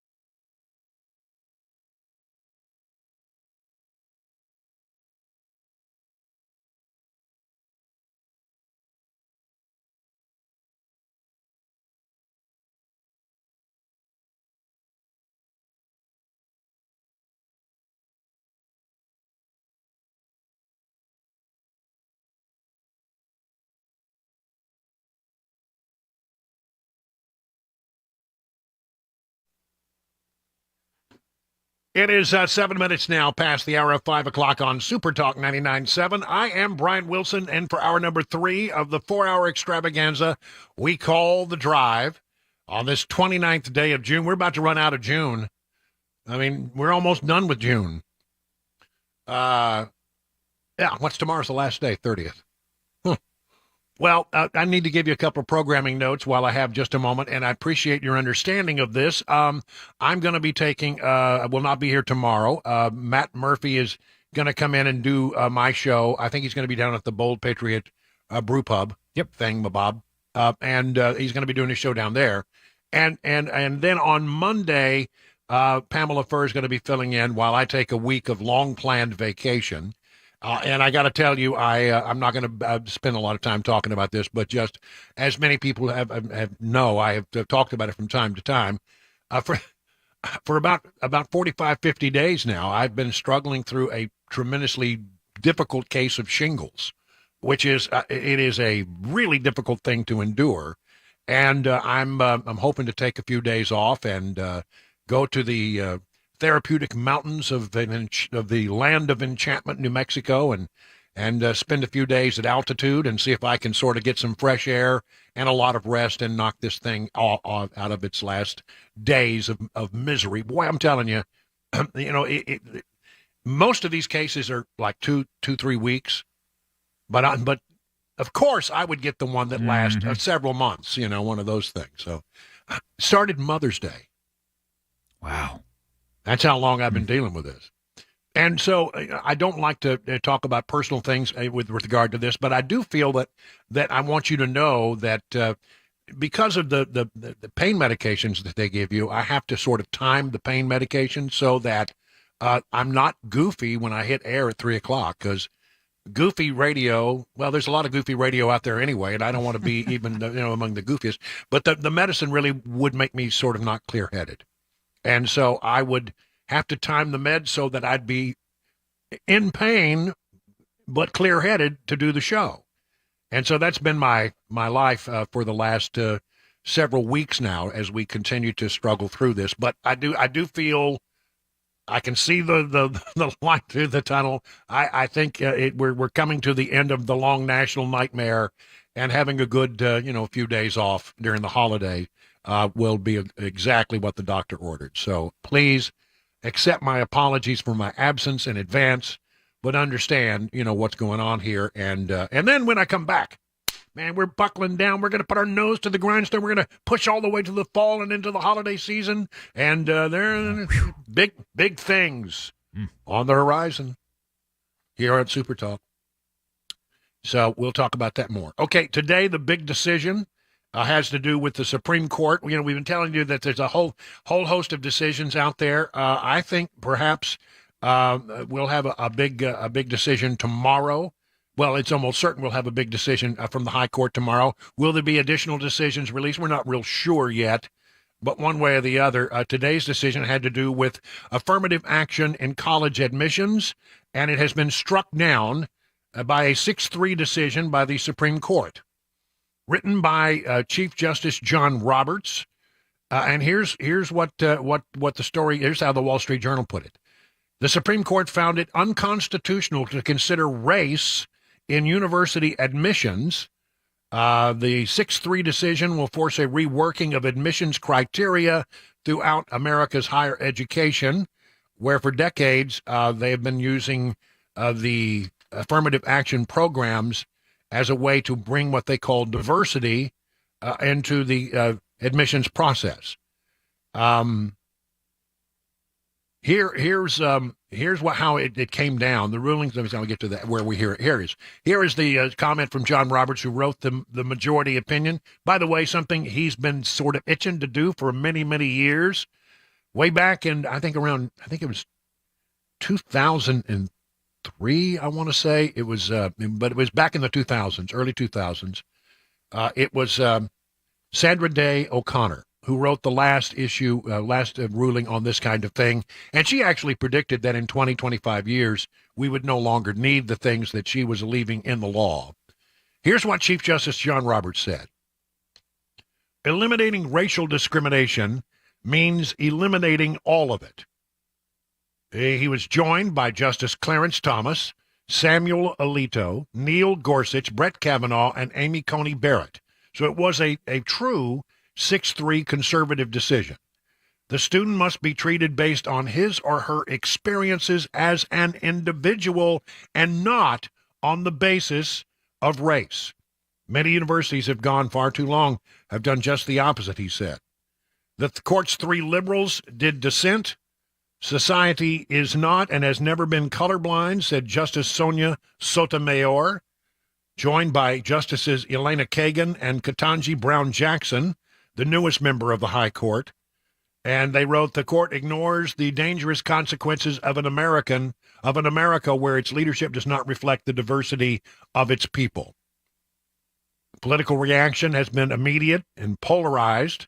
Supreme Court ruling has put a major roadblock in our country's march toward racial justice, said Chuck Schumer. Said former President Donald Trump, this is a great day for America. The frontrunner for the Republican 2024 presidential nomination said people with extraordinary ability and everything else necessary for success, including the future greatness of our country, are finally being rewarded. I have always felt that I'm very much a person who believes that decisions like this should be made based on one criteria and one criteria only, and that is merit.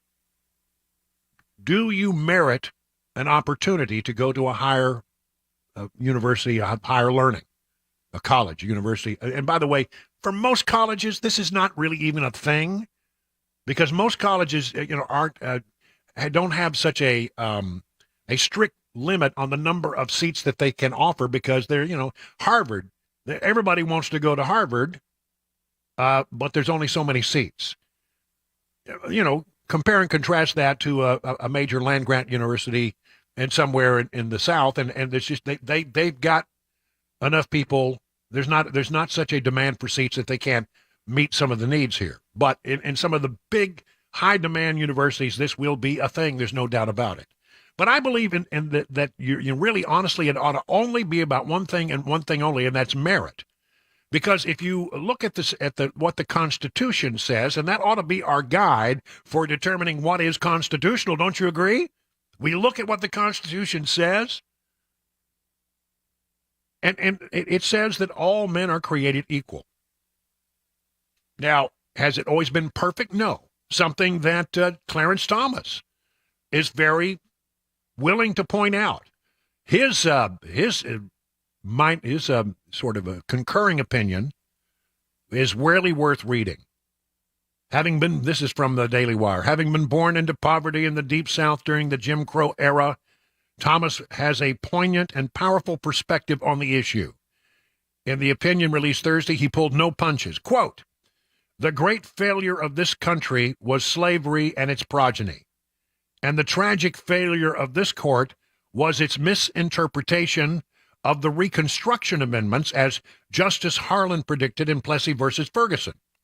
We should not repeat the mistake merely because we think, as our predecessors thought, that the present arrangements are superior to the Constitution. What is the job of the Supreme Court? To interpret the Constitution, not to legislate from the bench. Thomas went on to say that the ruling helps move America closer toward a more perfect union that lives up to its promise despite past racism. Again, Thomas, while I am painfully aware of the social and economic ravages which have befallen my race and all who suffer discrimination, I hold out enduring hope that this country will live up to its principles so clearly enunciated in the Declaration of Independence and the Constitution of the United States, that all men are created equal, are equal citizens, and must be treated equally before the law. As for those who oppose the majority, he saved his sharpest words for Ketanji Brown Jackson, the highest court's only other African-American and author of a stinging dissent. Thomas wrote that Jackson's race-infused worldview falls flat at each step. Individuals are the sum of their unique experiences, challenges, and accomplishments. What matters is not the barriers they face, but how they choose to confront them. That's it right there. I mean, in a word, that's it. I want to repeat that. What matters is not the barriers they face, but how they choose to confront them. And their race is not to blame for everything good or bad that happens in their lives. A contrary and myopic worldview based on individual skin color to the total exclusion of their personal choices is nothing short of racial determinism. Determinism. You went on to warning that the dangers of relying on so-called experts to divvy up racial justice. Jackson builds from her faulty premise to call for action. I mean, in Supreme Court world, this is like a cage match. Jackson builds from her faulty premise to call for action, arguing that courts should defer to experts and allow institutions to discriminate on the basis of race. Make no mistake, her dissent is not a vanguard of the innocent and helpless. It is instead a call to empower privileged elites who will tell us what is required to level the playing field. Then, after siloing us all into racial castes and pitting those castes against each other, the dissent somehow believes that we will be able, at some undefined point, to march forward together into some utopian vision. Social movements that invoke these sort of rallying cries historically have ended disastrously. Wow. I mean, that's powerful stuff. Clarence Thomas. And, Jackson gave it back. We want to give you all of it. Here's her take on it. The best that can be said of the majority's perspective is that it proceeds ostrich-like from the hope that preventing consideration of race will end racism. But if that is its motivation, the majority proceeds in vain. If the colleges of this country are required to ignore a thing that matters, it will not just go away. It will take longer for racism to leave us. The court, there you go, that's Ketanji Brown Jackson, ripping into Clarence Thomas and the Chief Justice on this matter. I mean, as this is an unusual day. It's not usual for them to release a major decision and then for members of the high court to come into the courtroom to read out loud their decisions and to make sure that, you got it the way I intended you to understand it. And that happened today. Very, very, very unusual. So, look, here is where I stand at the end of the day. I believe that is our government, form of government, has it been perfect? No, it has not been perfect. But the Constitution, laid together by our founding fathers, gave us the framework, and it took us a long time to come around on some of this stuff, but we have and continued to improve and improve and improve, and it's better and better and better and better. Each and every year, we get closer and closer to, what the vision of our founding fathers was. It took them a long time to get through some of this. We had to fight a civil war over some of it. But ultimately, how long can you continue to say that the answer to discrimination is to impose a different form of discrimination? I don't think that is what our Constitution says. I believe that the job of the Supreme Court is not to legislate, it is to interpret the Constitution. And if we follow the foundation laid by our framers and we move closer and closer to that, we will become, as time passes, a more perfect union. 21 minutes now past the hour of 5 o'clock.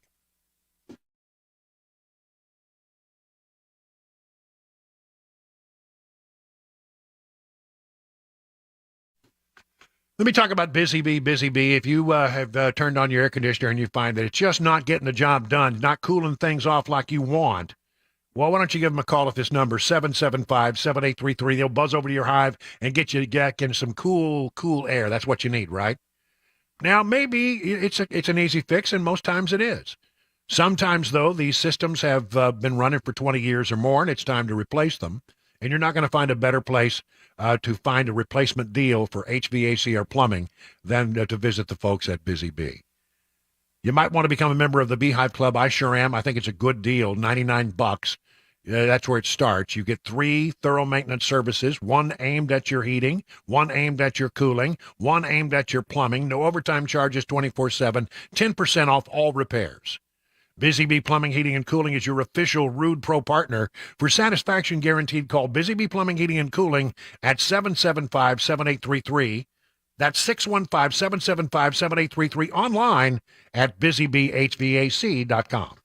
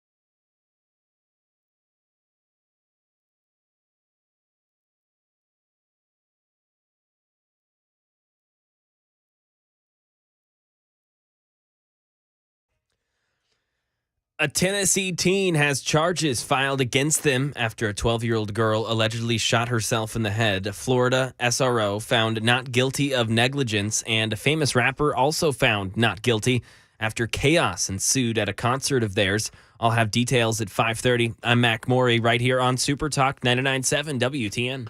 Another day, another faux pas by the President of the United States. Chris, thank you for sending this to me. This is unbelievable. Chris watches MSNBC, so I don't have to. It's part of your job. So, we have this big decision by the Supreme Court today, and Biden has already said he thinks it's wrongly decided, and he thinks this is not a normal court. Okay, well, I don't know what a normal court is, but he thinks it's not a normal court. And so he goes over to the actual set where MSNBC, I guess this is over on at 400 North Capitol, up on the 8th floor. They got a little studio there.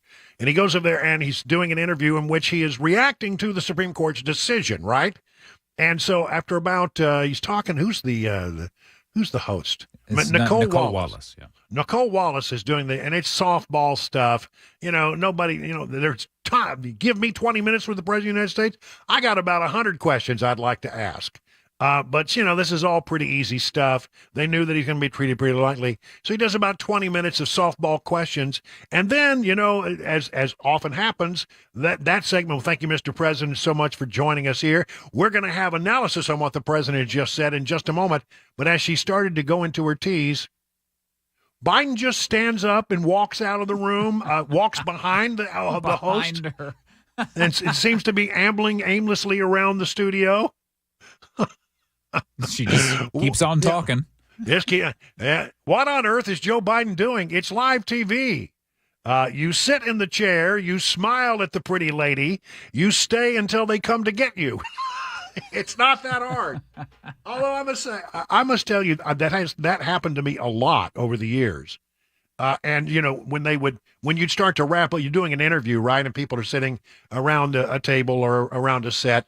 And you'd say, okay, thank you so much. We're going to be talking more about this in just a moment with so-and-so. You've got the little tease that you're supposed to do. And the person is supposed to sit there quietly until you get to commercial break. And then you swap out. A lot of people will try to bolt on you. I'll give them that. It happens. And I got real good about just, understanding that mostly on television, you're seeing head and shoulders. And I would just put my hand down and say, stay, like I do a certain troublesome bulldog that we're all familiar with. Stay, you stay right there, but you just sort of give them that hand, and then they realize, I'm not supposed to get. But I have had people get up and walk out on me. Not most people who do this know better. Joe Biden certainly knows better. You think he hasn't done a Sunday talk show? You think he hasn't done television over the years? He was the easiest dates to book in all of Washington. We don't have anybody for our Sunday talk show. Who should we get? Call Joe Biden. He'll go on anybody's program, and he would. But he's literally just got up and started walking away. And even as she's reading, her tease for the next segment, you see ambling Joe just ambling along. And if you're gonna do it, at least walk the other way. Don't walk behind her. He always seems to be confused about how he exits a situation. I mean, you notice how he walks with his arms bent at a 90-degree angle at the elbow, and with his hands straight out. Yeah, I know. And it's like I can promise you that there's not a great deal of complexity to most White House events. You do one. It's the same thing over and over and over. The chairs are set up the same way. The stage is set up the same way. You walk in one place, you go out another. It's always the same. And by the way, I have been there as people are taking a president and they're walking them through the event. All right, now, Mr. President, you're going to go up to the podium. Your notes are there. You're going to read the notes. You're going to stay in the teleprompter. And then when you get done, you're going to turn, and the arrow on the floor will tell you which direction to go. They actually take duct tape and put a gigantic arrow on the floor saying, this is where you leave. This is how you go. This is how you exit. But apparently, nobody told Joe Biden, and he just got up and walked out. Another day, another gaffe. 30 minutes now past the hour, 5 o'clock.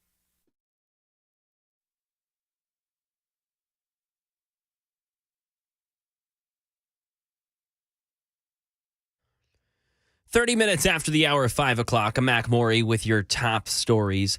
Some intense storms rolled through the mid-state this afternoon, ending in one reported death in Murray County. It was from a tree falling on them. It seems like the worst of the storms are done for today.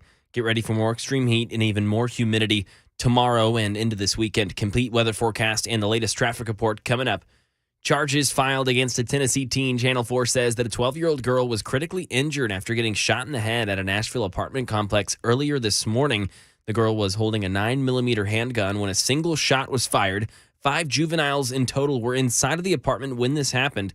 That gun belonged to a 15-year-old boy who's now being charged with unlawful gun possession and evidence tampering. Metro Police made a statement saying to, quote, treat every gun as if it's loaded and to never point a gun towards yourself or those around you, end quote. And a Florida school resource officer who allegedly fled the mass shooting at Marjorie Douglas High School in Parkland, Florida, found not guilty on all counts. Dave Packer. Ex-Parkland School Resource Officer Scott Peterson charged with child neglect after an internal investigation found he retreated while students were under attack in tears in the courtroom as he heard the verdict. We, the jury, find as follows as to the defendant in this case. The defendant is not guilty. On all counts, prosecutors accused Peterson, a 30-year veteran of the Broward Sheriff's Office, of making a false statement claiming he did not hear the gunshots. He faced up to 95 years in prison if convicted on all charges. And a mother of a son who was killed in that shooting said today on the result, quote, "He may not have been found legally responsible, but he is morally responsible for my son's death," end quote. And over in Texas, a grand jury has chosen against criminal charges for a big name performer who was on stage when chaos unfolded. Alex Stone. Rapper Travis Scott was a headliner at the Astroworld Music Festival in Houston on November 5th of 2021. He was performing when a wave of forward motion swept through the crowd of 50,000. That crowd surge killed 10 people and injured 2,400 more. Now a grand jury has decided not to indict Scott. He will not be held criminally responsible for the crowd surge and the deaths, but still there are hundreds of lawsuits against Scott and the concert organizer alleging negligence. And that is the latest news. Traffic and weather next. I'm Mac Morey, WTN News.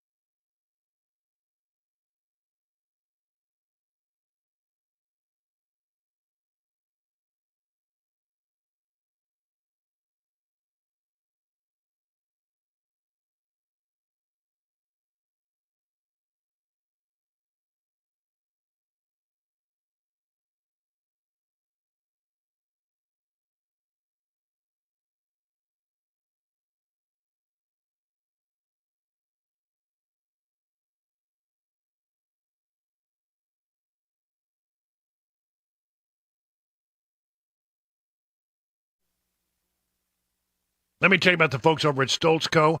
Listen, you really just got to go to their website, stoltzco.com, Stoltzco. That's Stoltzco, stoltzco.com. Take a look at what they can do. They can build you a pole barn you're not going to believe. I mean, this ain't your granddaddy's pole barn. If you're in the market for a pole barn, the brothers that run Stoltzco are the two guys you absolutely must talk to. Exceptional quality, craftsmanship, and fair prices. They can build your new pole barn to your specifications with your needs in mind, and that's the Stoltzco difference. You can use pole barns for all kinds of things. It can function as a classic tool or work barn, a garage, even a place to live. Flexibility is key. They combine the classic post-frame barn look with the reliability of modern materials and techniques to give you a finished barn that will stand the test of time. They do not scrimp on quality. They do not cut corners. They believe their customers deserve only the best. So again, go to that website, take a look at what they have and what they can do for you, and then have a conversation with them at 615-622-5992. That's 615-622-5992. Learn more, again, by going to their website, stoltzco.com.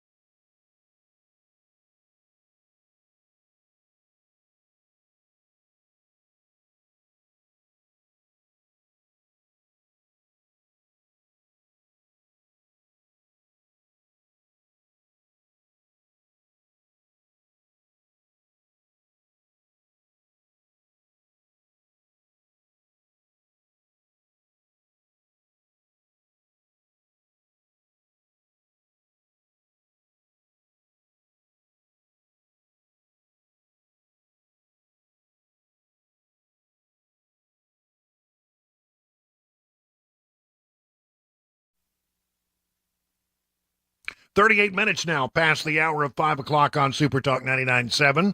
I'm not going to be here tomorrow, as I mentioned, and I'll be gone for a week on a long-planned vacation. It's just a vacation, folks. I'll be back. Matt Murphy in for me tomorrow. Pamela Furr in for me next week, and then I'm in here for the long haul. The big push all the way to the fall and into the holidays. I'm telling you, we'll come back refreshed and ready to go another round. But because I'm not going to be here tomorrow, let's do it today. What we call a Phone Your Farb Thursday.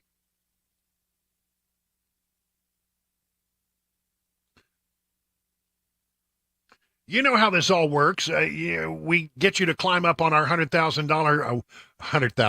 It's 100,000 watt. You're not going to get $100,000. I mean, just make sure you know that's on it. It's a 100,000 watt soapbox. You step up and express yourself. 615-737-9986. Maybe you have a bee in your bonnet. Maybe you have a burr under your saddle. Maybe there's a bug in a place where a bug should never be. Hey. But that's the whole idea here. You know, get on the line right now, 615-737-9986, and express yourself. Maybe you got a question. Maybe you got a query. Maybe you want to take umbrage with something. Just remember this, that we've got a little red button, and we don't want to have to use it. But we will use it because it's a family show. All right? So the calls are coming in right now. And look, tomorrow, Matt Murphy is not going to do Phone Your Farb Friday because I'm doing it today. And I wouldn't mind it if he did it because at least he would ask probably. Well, there we go. Okay, so we're the phone lines, 615-737-9986. Got a couple of phone lines open. Your turn to get in today and express yourself. What's on your mind? Let's go to, are we ready? Yeah, Kenyon and Gallatin, you're up with Brian on the drive. What do you say, Kenyon? Hey, Brian. So I want to talk about the Supreme Court ruling on affirmative action, and do you think it's going to trickle over into employment and raises and that sort of stuff? Well, I think it's entirely possible. Remember, the most important thing about a Supreme Court decision is the precedent that it lays. Now, this is something that has been, quite frankly, something that's been discussed for some time now. Ever since Sandra Day O'Connor back in 2003 took her last swipe at this thing, there have been some desire to do something about this. Many conservatives didn't think that they quite got it right in 2003. But the reading I'm reading today is, yes, this is aimed at university admissions, but it's hard to know how the precedent will trickle down into other areas. And so, yeah, it's entirely possible that it could well indeed have an impact on other areas besides university life. But that's a great question, Kenyon. Thanks for calling. Appreciate it. Chris, calling in from Nashville. Chris, you're on with Brian on the drive. What do you say, Chris? Brian, I want to complain about the traffic at the airport. Okay. Our airport doesn't seem to know how to go in here and get the traffic off the road, and has made everything very dangerous when driving on I-40. Because it backs up is what you're saying. It is backed up for miles. Well, but don't you you name it. Well, don't you think, haven't you looked there? As I drove by there, in fact, I'm going there tomorrow morning at the ungodly hour of 3 a.m. Tell me what was I thinking when I booked that flight? But I've got to go to the airport tomorrow. But the last time I was down there picking somebody up and picking some folks up for a visit, it seems like to me that they are doing a lot of construction around there to try to solve that problem. Do you not see that as I do? I know some of the folks at the airport, and to be honest, they're not trying to get the traffic off the interstate. They need to go in here and get it taken care of, add a new lane. They could very easily do it.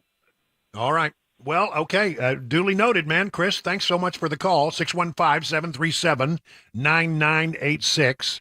We got phone lines open, and this is, instead of the Phone Your Farb Friday, it's Phone Your Farb Thursday. James and Hermitage, you're up next on the drive. What do you say, James? Hey, Brian, how you doing today? I'm well. What's up with you, buddy? Hey, I was wondering, I'm going to stay on the same topic about traffic.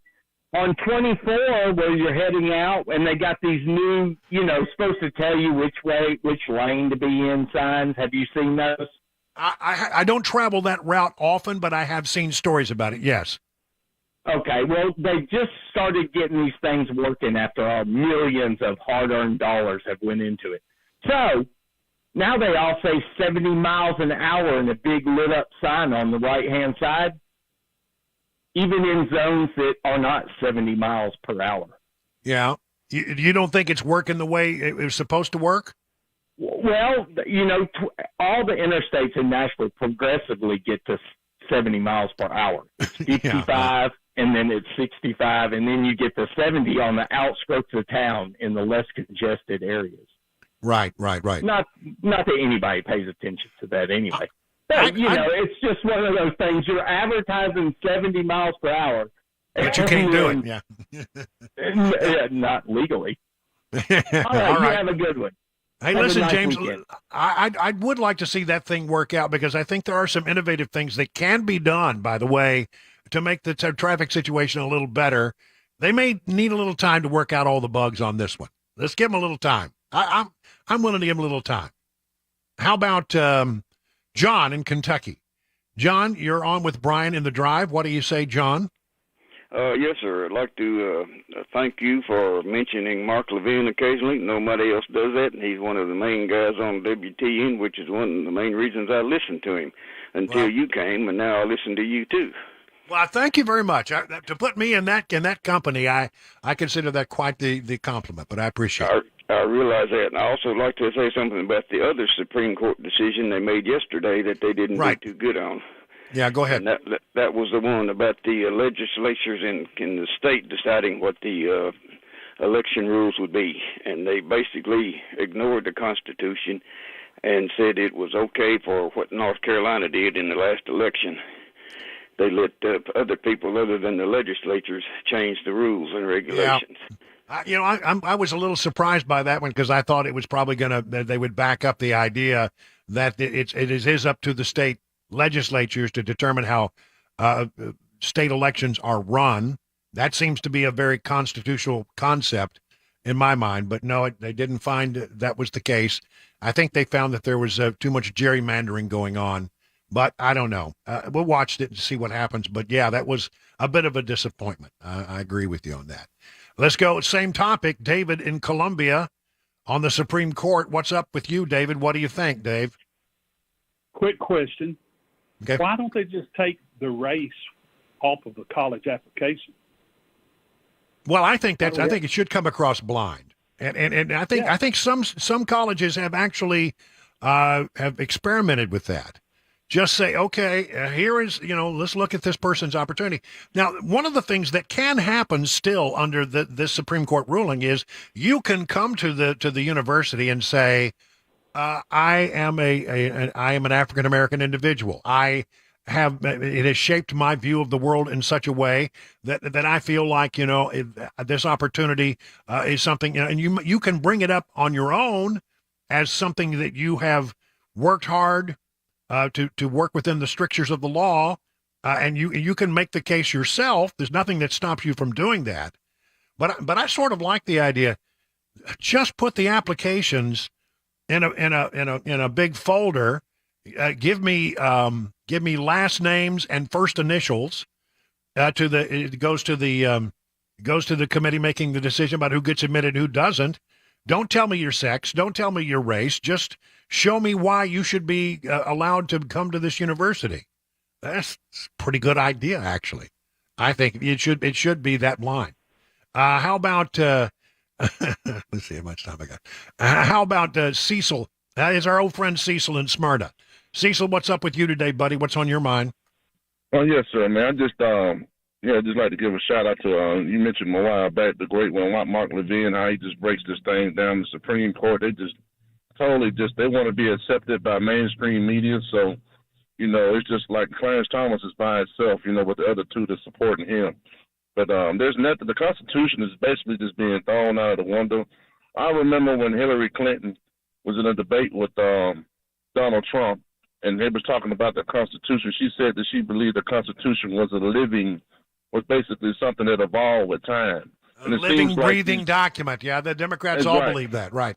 That's right. And see, it seems like these are judges now that they're getting away from, and Miss Conja, I can't even think of her name. She's just on the Ketanji Brown she's Jackson. black. Right. Yeah. Yeah, I mean, she is not qualified. She couldn't even define what a woman was.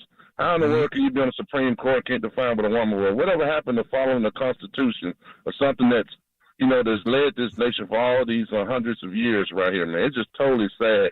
But I thank God for people like you, this talk show, and especially Mark Levin. Mark Levin is just so awesome. He's an American patriot, man. I just love that guy. I love the guy too. I really do. All right, let's wrap it up with this couple of quick calls. People want to give me advice. I don't know if I should do this or not. Kevin in Hartsville. Kevin, you're on with Brian on the drive. What do you say, Kevin? Hey, Brian, how are you? I'm okay. What's up, man?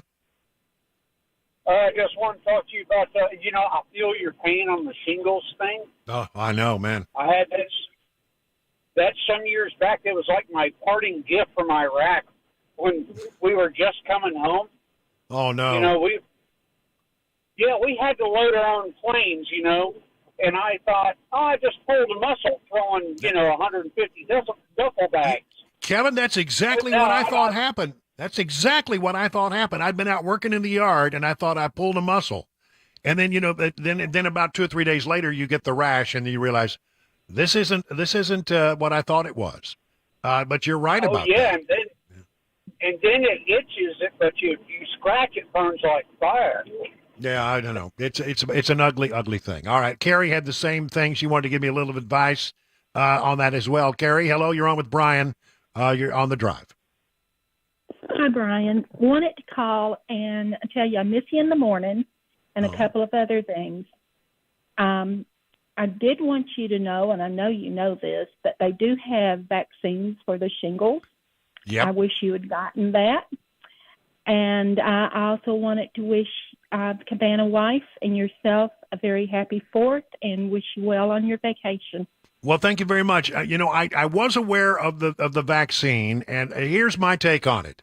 I am of the opinion that I wish I had taken it as well, because I'm telling you, I wouldn't wish this on my worst enemy. It is such an unpleasant thing and painful, and it really just disrupts your life. One of the insidious things about it is you can't sleep very well because you're not comfortable. Not to whine and bemoan and groan about it a lot of time, but if I had it to do over again, I would take the shingles vaccine. However, because people are so weird about vaccines these days, I don't ever want to make that recommendation. That's a recommendation that should come after consultation with you and your doctor, and see what the doc has to say. But I think in retrospect, well, I'll tell you this: I don't think I'm sharing stories out of school. Cabana wife went and got it.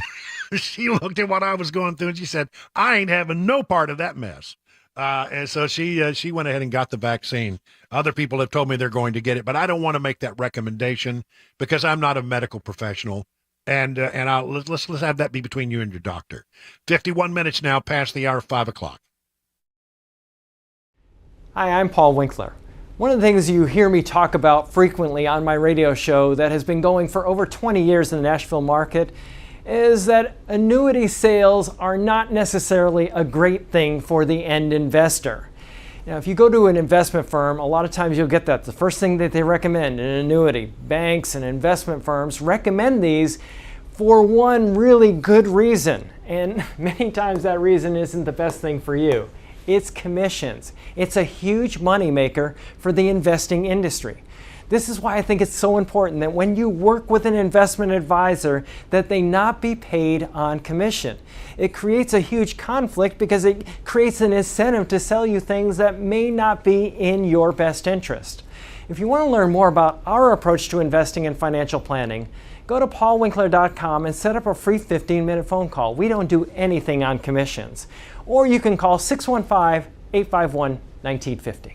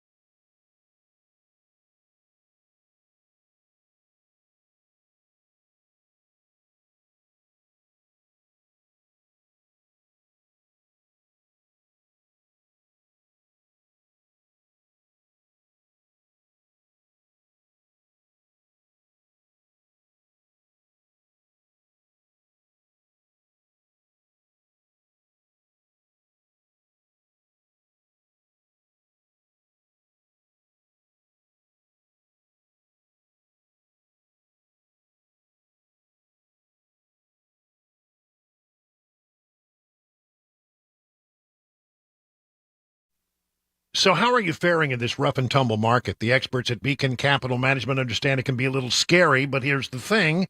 Beacon Capital Management has a plan to assess where you are and help you make any mid-course corrections that might be needed. I mean, wouldn't it be great to have peace of mind that you're on the right path as you near retirement? Beacon can provide you that reassurance. Starts with a simple phone call, 615-488-9303. The experts at Beacon will take it there, ask them questions. They'll give you some advice. What do you have to lose except for all the worry? Again, that's 615-488-9303. At the end of the process, you'll be able to rest easy knowing you have a plan that meets all your retirement goals. Replace the worry with confidence that you're on the right path, that all the T's have been crossed, all the I's have been dotted. Again, that number is 615-488-9303. The experts at Beacon stand ready to take your stress away.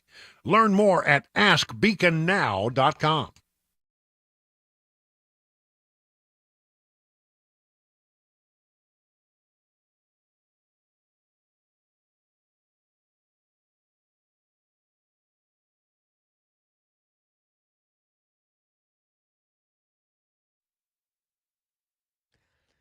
Six o'clock, a Mac Maury with your top stories, and we had some harsh wind, some harsh rain pass through today, and it seems like it's over for now. It did have its effects, though. We'll get it to you right here. Forecast and latest traffic report upcoming. Some of those effects included a storm-related death today in Tennessee. An adult was killed in Murray County due to a tree falling from the severe weather. The tree fell at around 2 p.m. on Kedron Road, and the person killed has not yet been identified.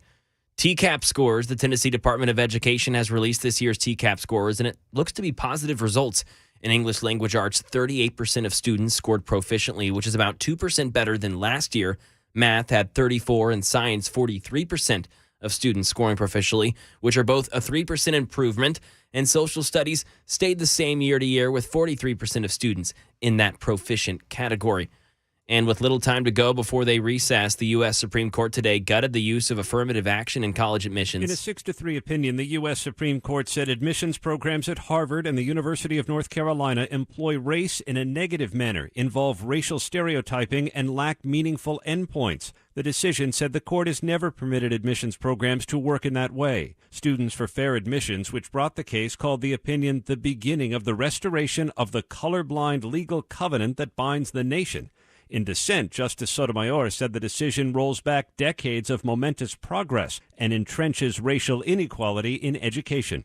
Aaron Katursky, ABC News, New York. And part of Tennessee's ban on transgender care for minors being blocked, Channel 4 reports a federal judge ruled families still have access to puberty blockers and hormone therapy, but the surgeries are still banned. This comes just 2 days before the total ban was to take effect.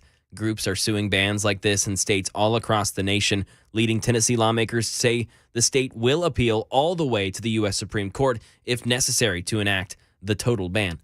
And some entertainment news. Madonna now out of the hospital following a serious infection. It derailed her whole world tour. Here's Jason Nathanson. Madonna is at home and feeling better after a health scare that had her hospitalized for a couple of days. A source close to the singer's camp confirms to ABC News that Madonna is out of the hospital following what we're told was a serious bacterial infection, which landed her in the ICU. The infection was serious enough that she had to postpone her upcoming Celebration World Tour, which was set to kick off July 15th in Vancouver. And that is the latest news. Traffic and weather next. I'm Mac Maury, WTN News.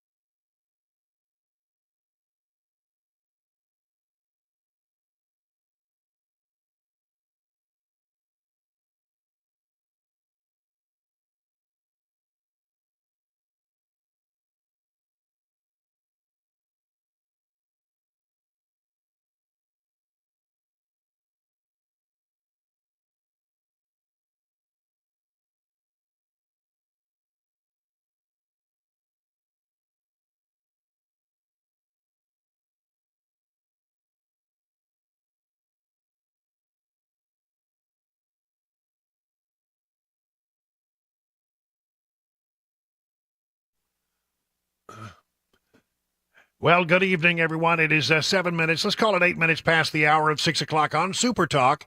One more hour, and then we'll hand it over to Mark Levin, the great one. He'll carry on. Again, programming note, I'm taking off for a week of vacay, long planned, but it couldn't be better timed, and I appreciate your understanding as I try to put the shingles to bed. I'm telling you, nobody really understands, I don't think, just how ugly that insidious thing is. And if you've ever known anybody who's gone through it, it's something. And it most people can get through it in a couple, 2 or 3 weeks. But of course, I'm special, and for me, it's been 6 weeks, and I am incrementally improving each and every day. But one of the difficult things is I didn't want to take, I don't want to take 6 weeks off. I can't do that. I have an audience, and a show, and I got to do that. So what I did was I sort of made the decision that I would take the medication, which makes you sleepy and goofy and dopey and drowsy, and do that when I was off the air. But then I would time the medication so that when I came up for my broadcast at about 3 o'clock, that I was sharp and focused and not loopy.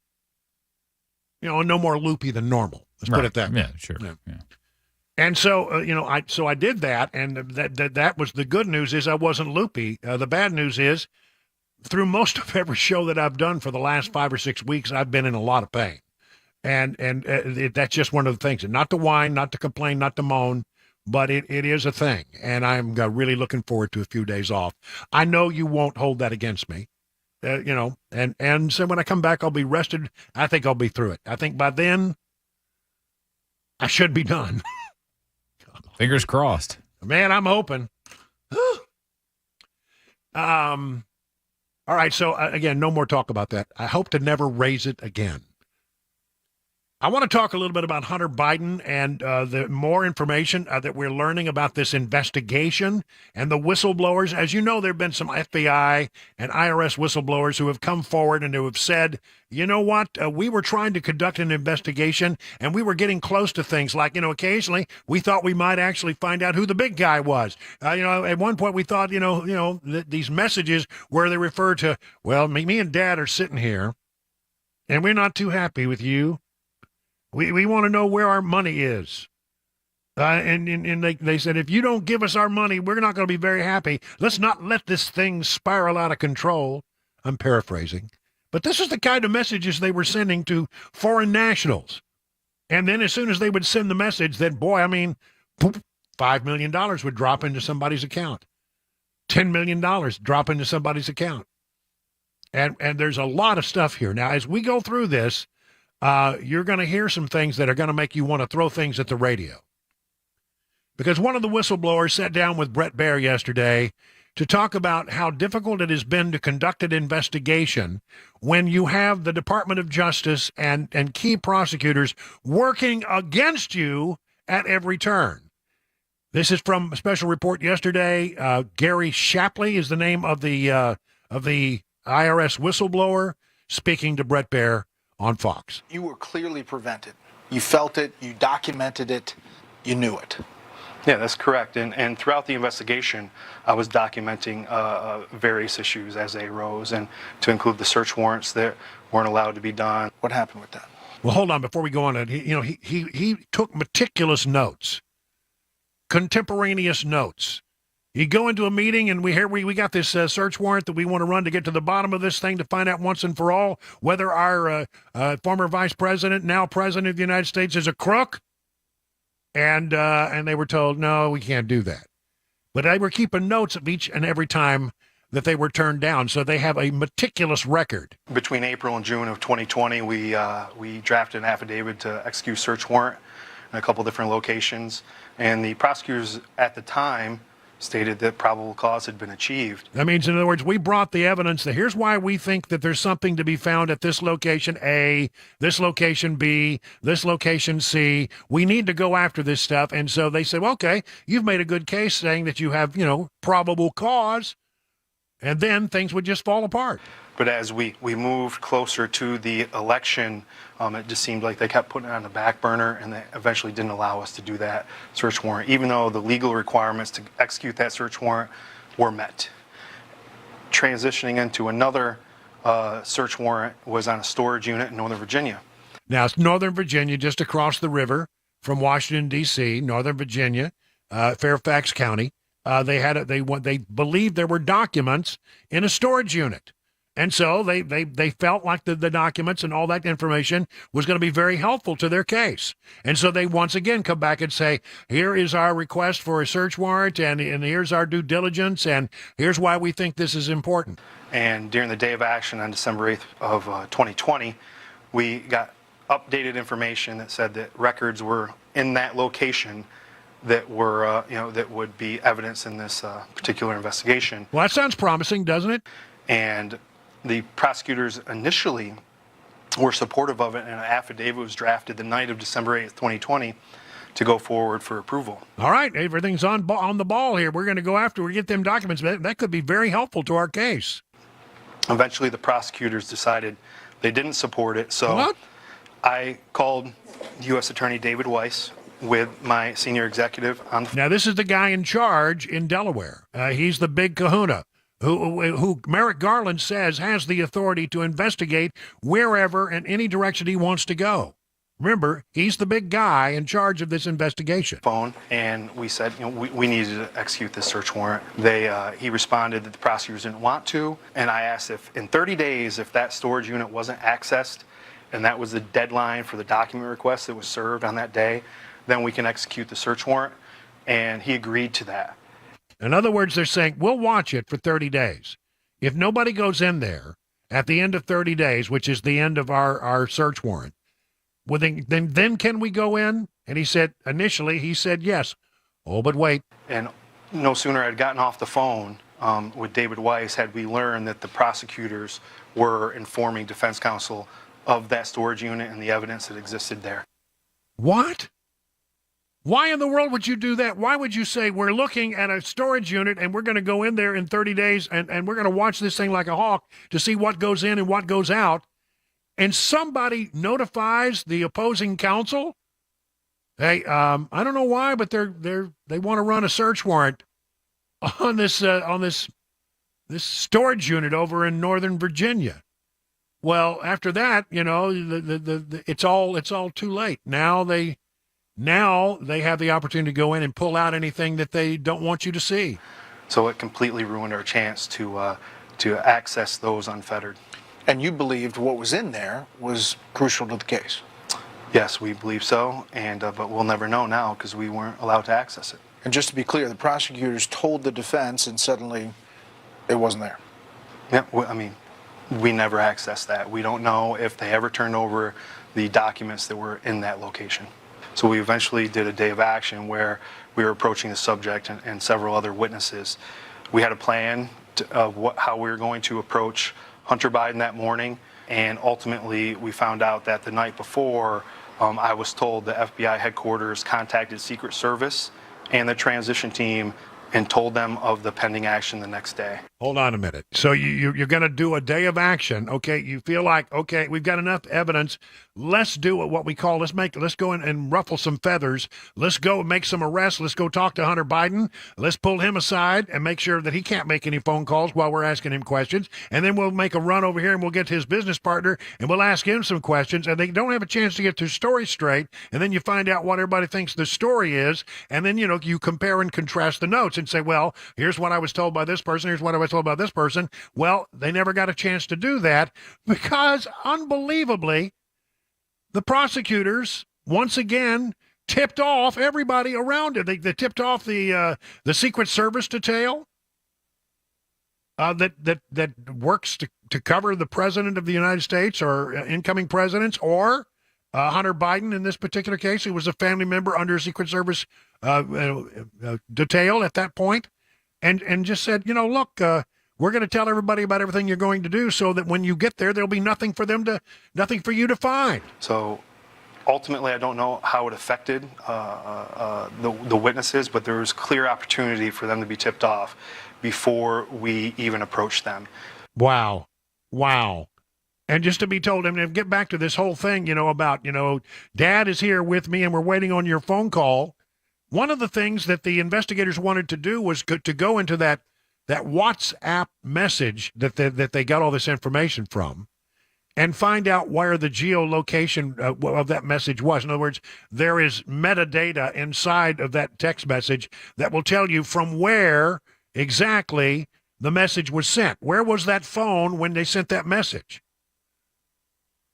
And so they said, because we checked Hunter Biden's phone and we checked the big guy's phone, and if they were sitting there side by side, well, that certainly raises an interesting question. Why was, Pop, the big guy, sending down shakedown messages through his son to foreign nationals?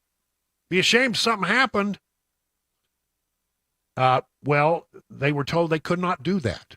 They were told they could not seek out the geospatial data, the stuff, the geocaching information that would tell them exactly where those phones had been located.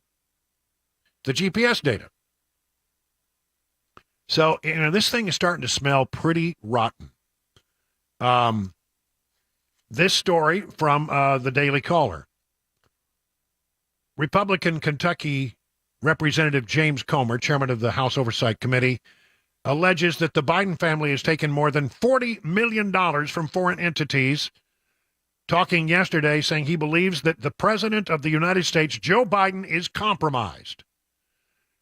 He did an interview with the radio show, Katz and Cosby Show, told the host of that show that the investigation into the Biden's financial dealings has revealed 19 shell companies that were seemingly created for the sole purpose to launder money from foreign entities to at least 9 members of the president's family. In the past 5 days, Comer says, they have found more bank accounts, more bank records revealing more bank accounts and more shell companies and more of Biden's alleged financial misdeeds. Comer told the host the financial transactions were a huge puzzle involving 30 to 40 banks and just as many shell companies in a purported effort to hide where the money was coming from and to avoid paying taxes. This was organized crime. There is no other way to define it, says James Comer.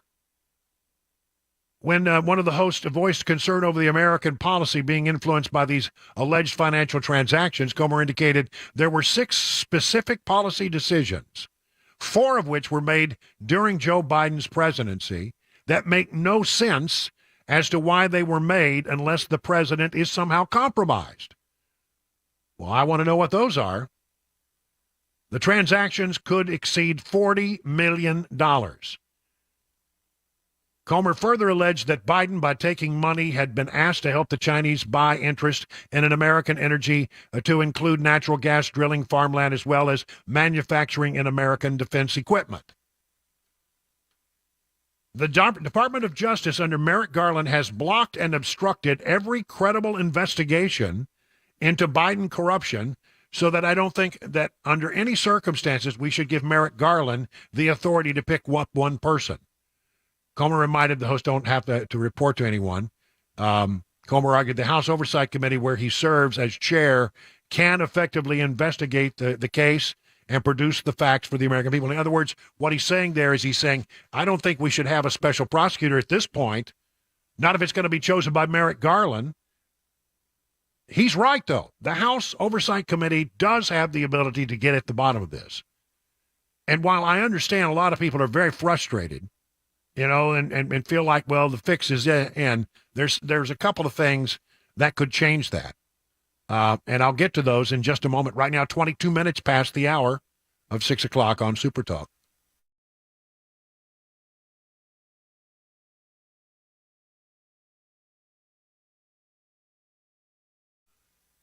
Let me talk to you about the folks over at Eurofix. You ever notice how unreliable things have become these days?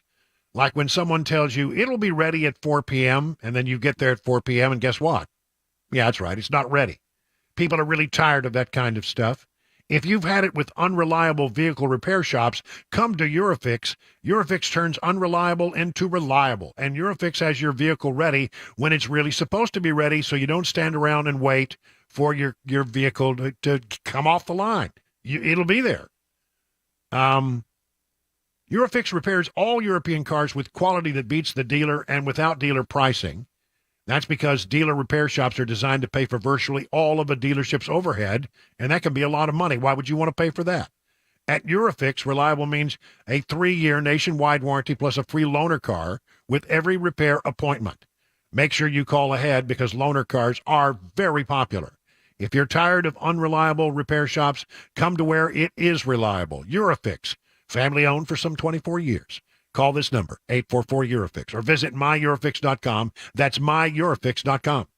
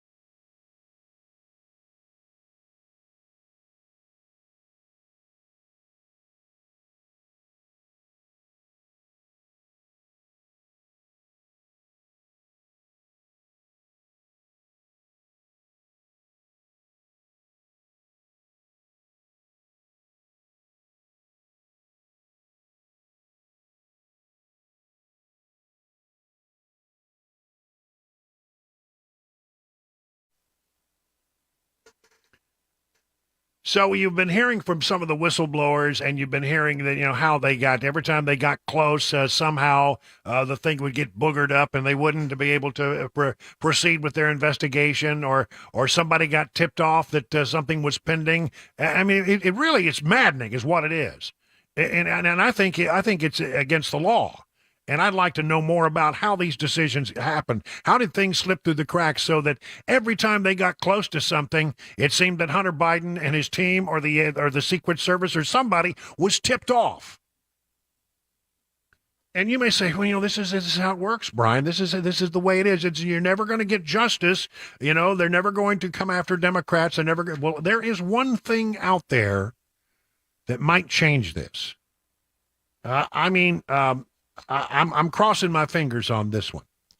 So Hunter Biden has cut a plea deal with the gun deal and with a couple of tax things. The big tax stuff, it seemed that everybody said, happened back during the day when Joe Biden was the vice president. Some of that stuff has lapsed. The statute of limitations has expired. And so, is there a way that perhaps this is all going to fall apart? Is there any way that they can actually now bring Hunter Biden to justice or revive this entire thing? Well, I think it's entirely possible that you can count on the House Oversight Committee to get to the bottom of this, and that would not lead to a prosecution of the law, but it could potentially lead to an impeachment. But maybe there's another route. If I were the judge on the Hunter Biden case, I would refuse to accept the plea bargain, says famed constitutional lawyer Alan Dershowitz, who, by the way, often holds more liberal positions than conservative ones. I don't understand how any judge could bless this plea deal agreement.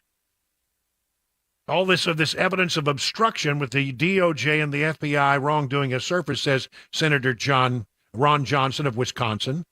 So I hope this judge does reject the deal and then insist and demands to an honest investigation with an honest prosecution as well. It's Johnson who, along with Senator Charles Grassley, led a 2-year probe into Hunter Biden's overseas business dealings, was reacting to testimony and evidence from IRS supervisory agent Gary Shapley, the one that I was playing for you just a few moments ago. Shapley made the allegations to the Justice Department Inspector General and the House Ways and Means Committee, and in an interview to be aired Thursday today on John Solomon Reports podcast, he detailed how career prosecutors, the tax division, lead U.S. Attorney David Weiss supported charging Hunter Biden at different points, but it never could get it across the goal line. The judge still has the right to say, I don't like this stinking plea agreement. I don't think, based on what has now come into the public domain, that this is the way to go. I reject the plea deal. The investigation is still open. And by the way, I'm going to haul some people in here to ask some questions. I want to know how this thing fell apart so many times. I want to know more about this obstruction of justice. Could happen. It's not unheard of. It would be rare, but it could happen. And I'm going to cross my fingers to see that does happen. Another way, don't worry. I still think that the House Oversight Committee has the ability to get at this matter, but it will not be a court case if that's the way it goes. It will be something more Watergate than court case. It is 30 minutes now past the hour of 6 o'clock on Super Talk 99.7.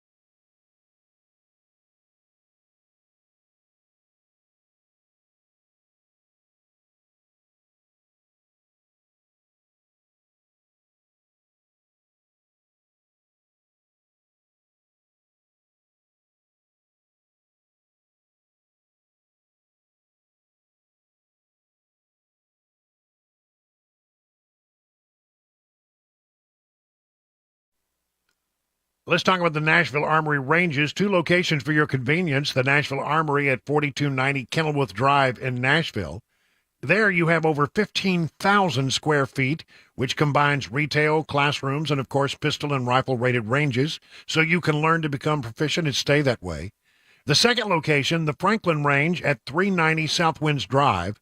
There you'll find 10 state-of-the-art shooting ranges equipped with automated target control and custom shooting stalls that provide a virtually private shooting experience. Let's talk for a moment about the folks who work there. They pride themselves on hiring folks with the expertise to advise even the most experienced shooters, but they also will have patience to guide those who are new into the world of 2A.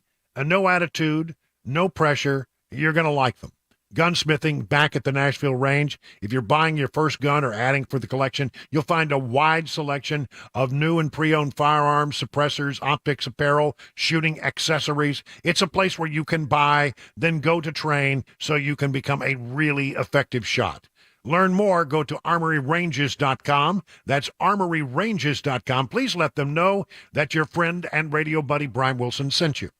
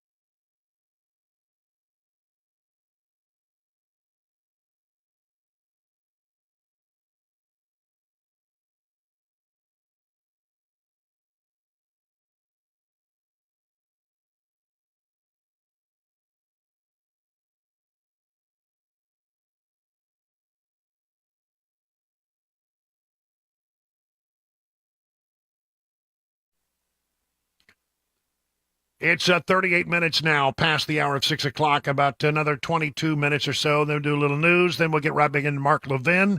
And you can stay tuned right here to Super Talk 99.7 for more. I'm sure he'll have a lot to say about the Supreme Court decision today. So keep it tuned right here to Super Talk 99.7.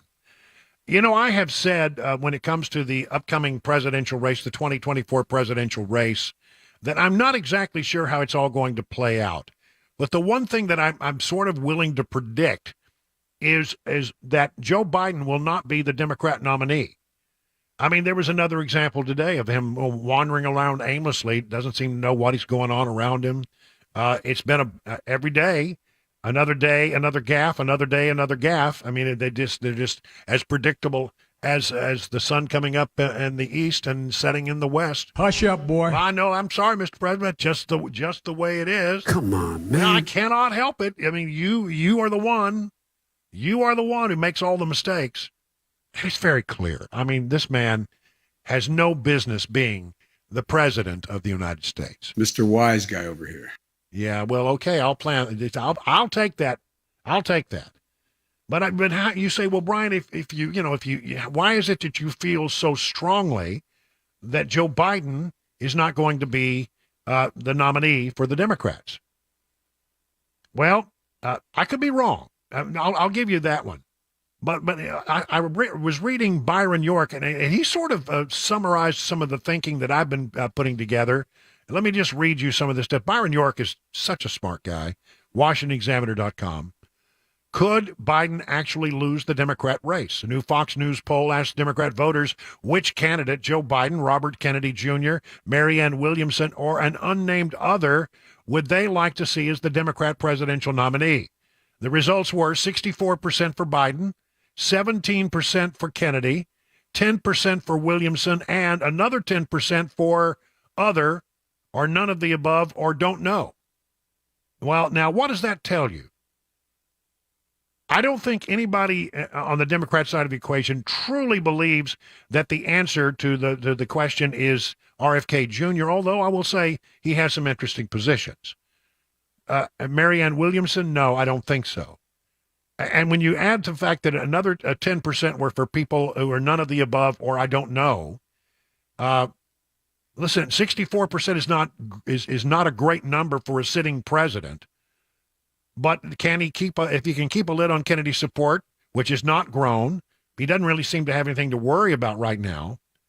But what I guess it comes down to this old saying that the support for Biden is a mile wide and an inch deep. In other words, it is there because, well, he's our president and he may be a stinker, but he's our stinker. And we're going to support him. Even if he were a yellow dog, we would support him. And raises the question, and this is where I sort of find myself in sync with Byron York. What if a real challenger entered the Democrat race, a candidate who cannot be dismissed as a kook or a fringe figure or an unnamed other? What if a serious Democrat emerged to say, well, we really all appreciate President Joe Biden's decades of service. We're grateful for his leadership in a difficult period in our history, but now it is time to move on to a new generation of leaders, and I ask you to join me in building on President Biden's achievements to create a stronger future together. Well, he says this is that paragraph is a good reason why I'm not a Democrat speechwriter. But he says the idea would be to lavish praise on Biden to reaffirm the principles on which he has governed while reminding voters that he is a million years old and possibly unable to serve until 2029, as the next president will be required to do. If you had a real name, who would that name be? Well, here is the rub, and here's what's hard to know and what's hard to see at the moment. If it's a real solid name that could garner a following and who could put a sentence together and was not 9 million years old, I think that people would be willing to support that person. But that person is not going to emerge until they are relatively certain they can get the nomination. You know what's the old saying? You don't go after the king unless you are going to kill the king. In other words, you don't take on the president of the United States unless you're pretty sure you can get the nomination wrested away from him. And that's the question. Who would that person be? I'm going to read you a list of names. I don't know. Some people think it might be Bernie Sanders. I think he's too old. I think that's not right. Some say it would be Senator Elizabeth Warren and Senator Amy Klobuchar. They have the Hillary Clinton problem, in my estimation, is that both are intensely unlikable and not very good retail politicians. There's Transportation Secretary Pete Buttigieg, who wants you to drive an electric car, and that's all he cares about. Senator Cory Booker, we've looked at that guy. He wears thin pretty quick. Gavin Newsom, He appears to be itching for a run for president, but at least for now has been deterred by party threats of reprisal against any candidate who challenges Biden. There's Governor Whitmer of Michigan. What about Vice President Kamala Harris? Well, she has her future tied to Biden and could not credibly turn on him without angering the voters whose support she would need. So she's sort of out of it. And by the way, she's the most unlikable vice president in the history of vice presidents. And I'm not making that number up. That is absolutely true. And that is the number one reason why. So Byron York points out it takes a courageous person, and that person would have to face the opposition of the Democrat Party and become a pariah if they haven't got what it takes to knock Joe Biden off of his high horse. The party has made the bet that Biden can hobble through the rest of his term and into the next, and made clear that there will be no primary debates and no challenges to the president's reelection intentions until somebody decides, oh, to hell with that, we're going to do it. What is the unknowable factor? What will be the triggering moment in all of that? I think it's going to be something that you and I can't see, and that's why I keep coming back to everybody is watching this stuff where he stumbles and he bumbles and he falls and he makes mistakes and he makes gaffes. I mean, the other day he was talking about how, it's not going so well for Russia in their war with Iraq. And we all looked around. When did Russia get into a war with Iraq? I didn't know that was going on. I mean, every day it's something else. What will have to happen is that the gaffe will have to be so horrendous and so devastating. And, when he fell flat on his face the other day, that was not good. And I thought that might be it. But listen, have you seen him on camera where he doesn't make a mistake? Sooner or later, there's going to be a huge mistake. Sooner or later, there's going to be a real problem.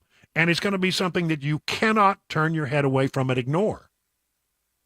And I think that's when somebody in the wings will emerge and say, okay, I may go down. I may never, this may be a death wish. The Democrats may hate me forever, but I think I'm ready to make a run at it. But again, if you can't take him out, you will be considered a pariah among Democrats. Most Americans, according to a new poll, oppose Biden's electric vehicle mandate. We talked about this briefly yesterday. The poll conducted by Harvard-Harris, published in June, found 59% of respondents oppose the idea that the Biden administration has put forth that all cars sold in America should be electric cars by 2030. So they care deeply about the economy and reducing greenhouse gases, except when they don't. From today's Washington Times, sometimes it takes a little gas to try to stop more gas. At least that's the logic of the Biden administration, which flew more than 400 government officials to 2 UN conferences in Scotland and Egypt, spewing greenhouse gas emissions into the atmosphere. Yes, they all flew. 400 people flew so they could go to a greenhouse gas emissions conference and talk about the need to reduce greenhouse gases. This is the gang that can't shoot straight.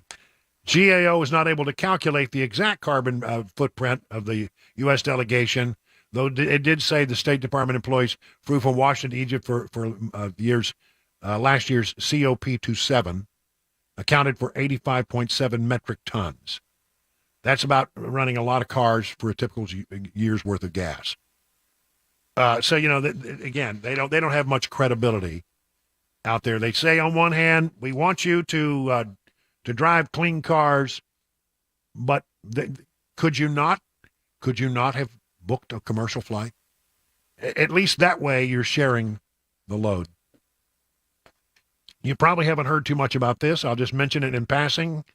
The Teamsters say that there may be a strike against UPS in 1 week. A U.S. driver strike may be inevitable if the company does not deliver a better offer by Friday. That's tomorrow. After UPS delivered a less than satisfactory offer to the union on Wednesday, they said, we've had enough. So will the UPS drivers go on strike? Where can you, this is a mishmash, we're at the last little throws of some mishmash here. Where can you legally shoot fireworks in Middle Tennessee? You know what the answer seems to be? There are some carve-outs, but by and large, most counties do allow it, although some communities say no. Davidson County, it is prohibited. In Smithville, for example, it's prohibited.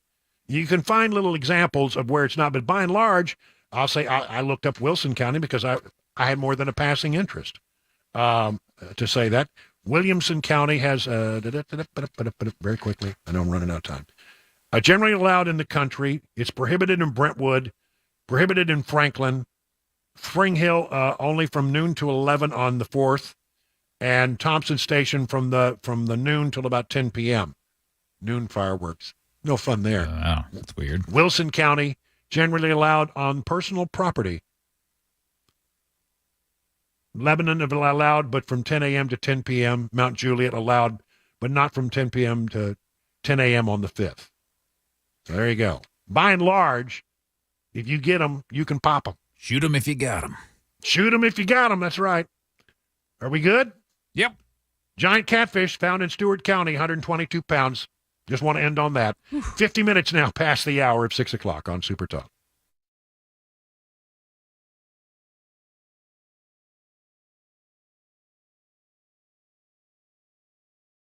What is Everseal? Well, it is a protectorant that you put on your wood or your concrete. This is really revolutionary stuff. It's actually been around for a long time, but was mostly used in industrial applications, and the folks at Everseal figured out how to provide a permanent solution to seal your exterior wood and concrete at a price that home and business owners can actually afford. The process starts with a deep cleaning all the way down through your wood and your concrete to make it look as new as it can possibly look. And then they put their patented seal on it that absorbs all the way through to become a permanent part of your wood or concrete and will prevent further deterioration, I'm not making this up, for 30 to 50 years. It's got a 25-year manufacturer's warranty on it. So save it by sealing it once and you're done. Save about all the money you'll save over that period of time by not having to go and seal and reseal and seal and reseal year after year after year. If that sounds like something you'd like to know more about, why don't you reach out to them and reach out to Steve Nelson and the team over at Everseal by calling this number, 844-EVER-USA. That's 844-EVER-USA. Learn more by going to their website, ever-seal.com. Hi, I'm Paul Winkler. One of the things you hear me talk about frequently on my radio show that has been going for over 20 years in the Nashville market is that annuity sales are not necessarily a great thing for the end investor. Now, if you go to an investment firm, a lot of times you'll get that. The first thing that they recommend, an annuity. Banks and investment firms recommend these for one really good reason. And many times that reason isn't the best thing for you. It's commissions. It's a huge moneymaker for the investing industry. This is why I think it's so important that when you work with an investment advisor, that they not be paid on commission. It creates a huge conflict because it creates an incentive to sell you things that may not be in your best interest. If you want to learn more about our approach to investing and financial planning, go to paulwinkler.com and set up a free 15-minute phone call. We don't do anything on commissions. Or you can call 615-851-1950.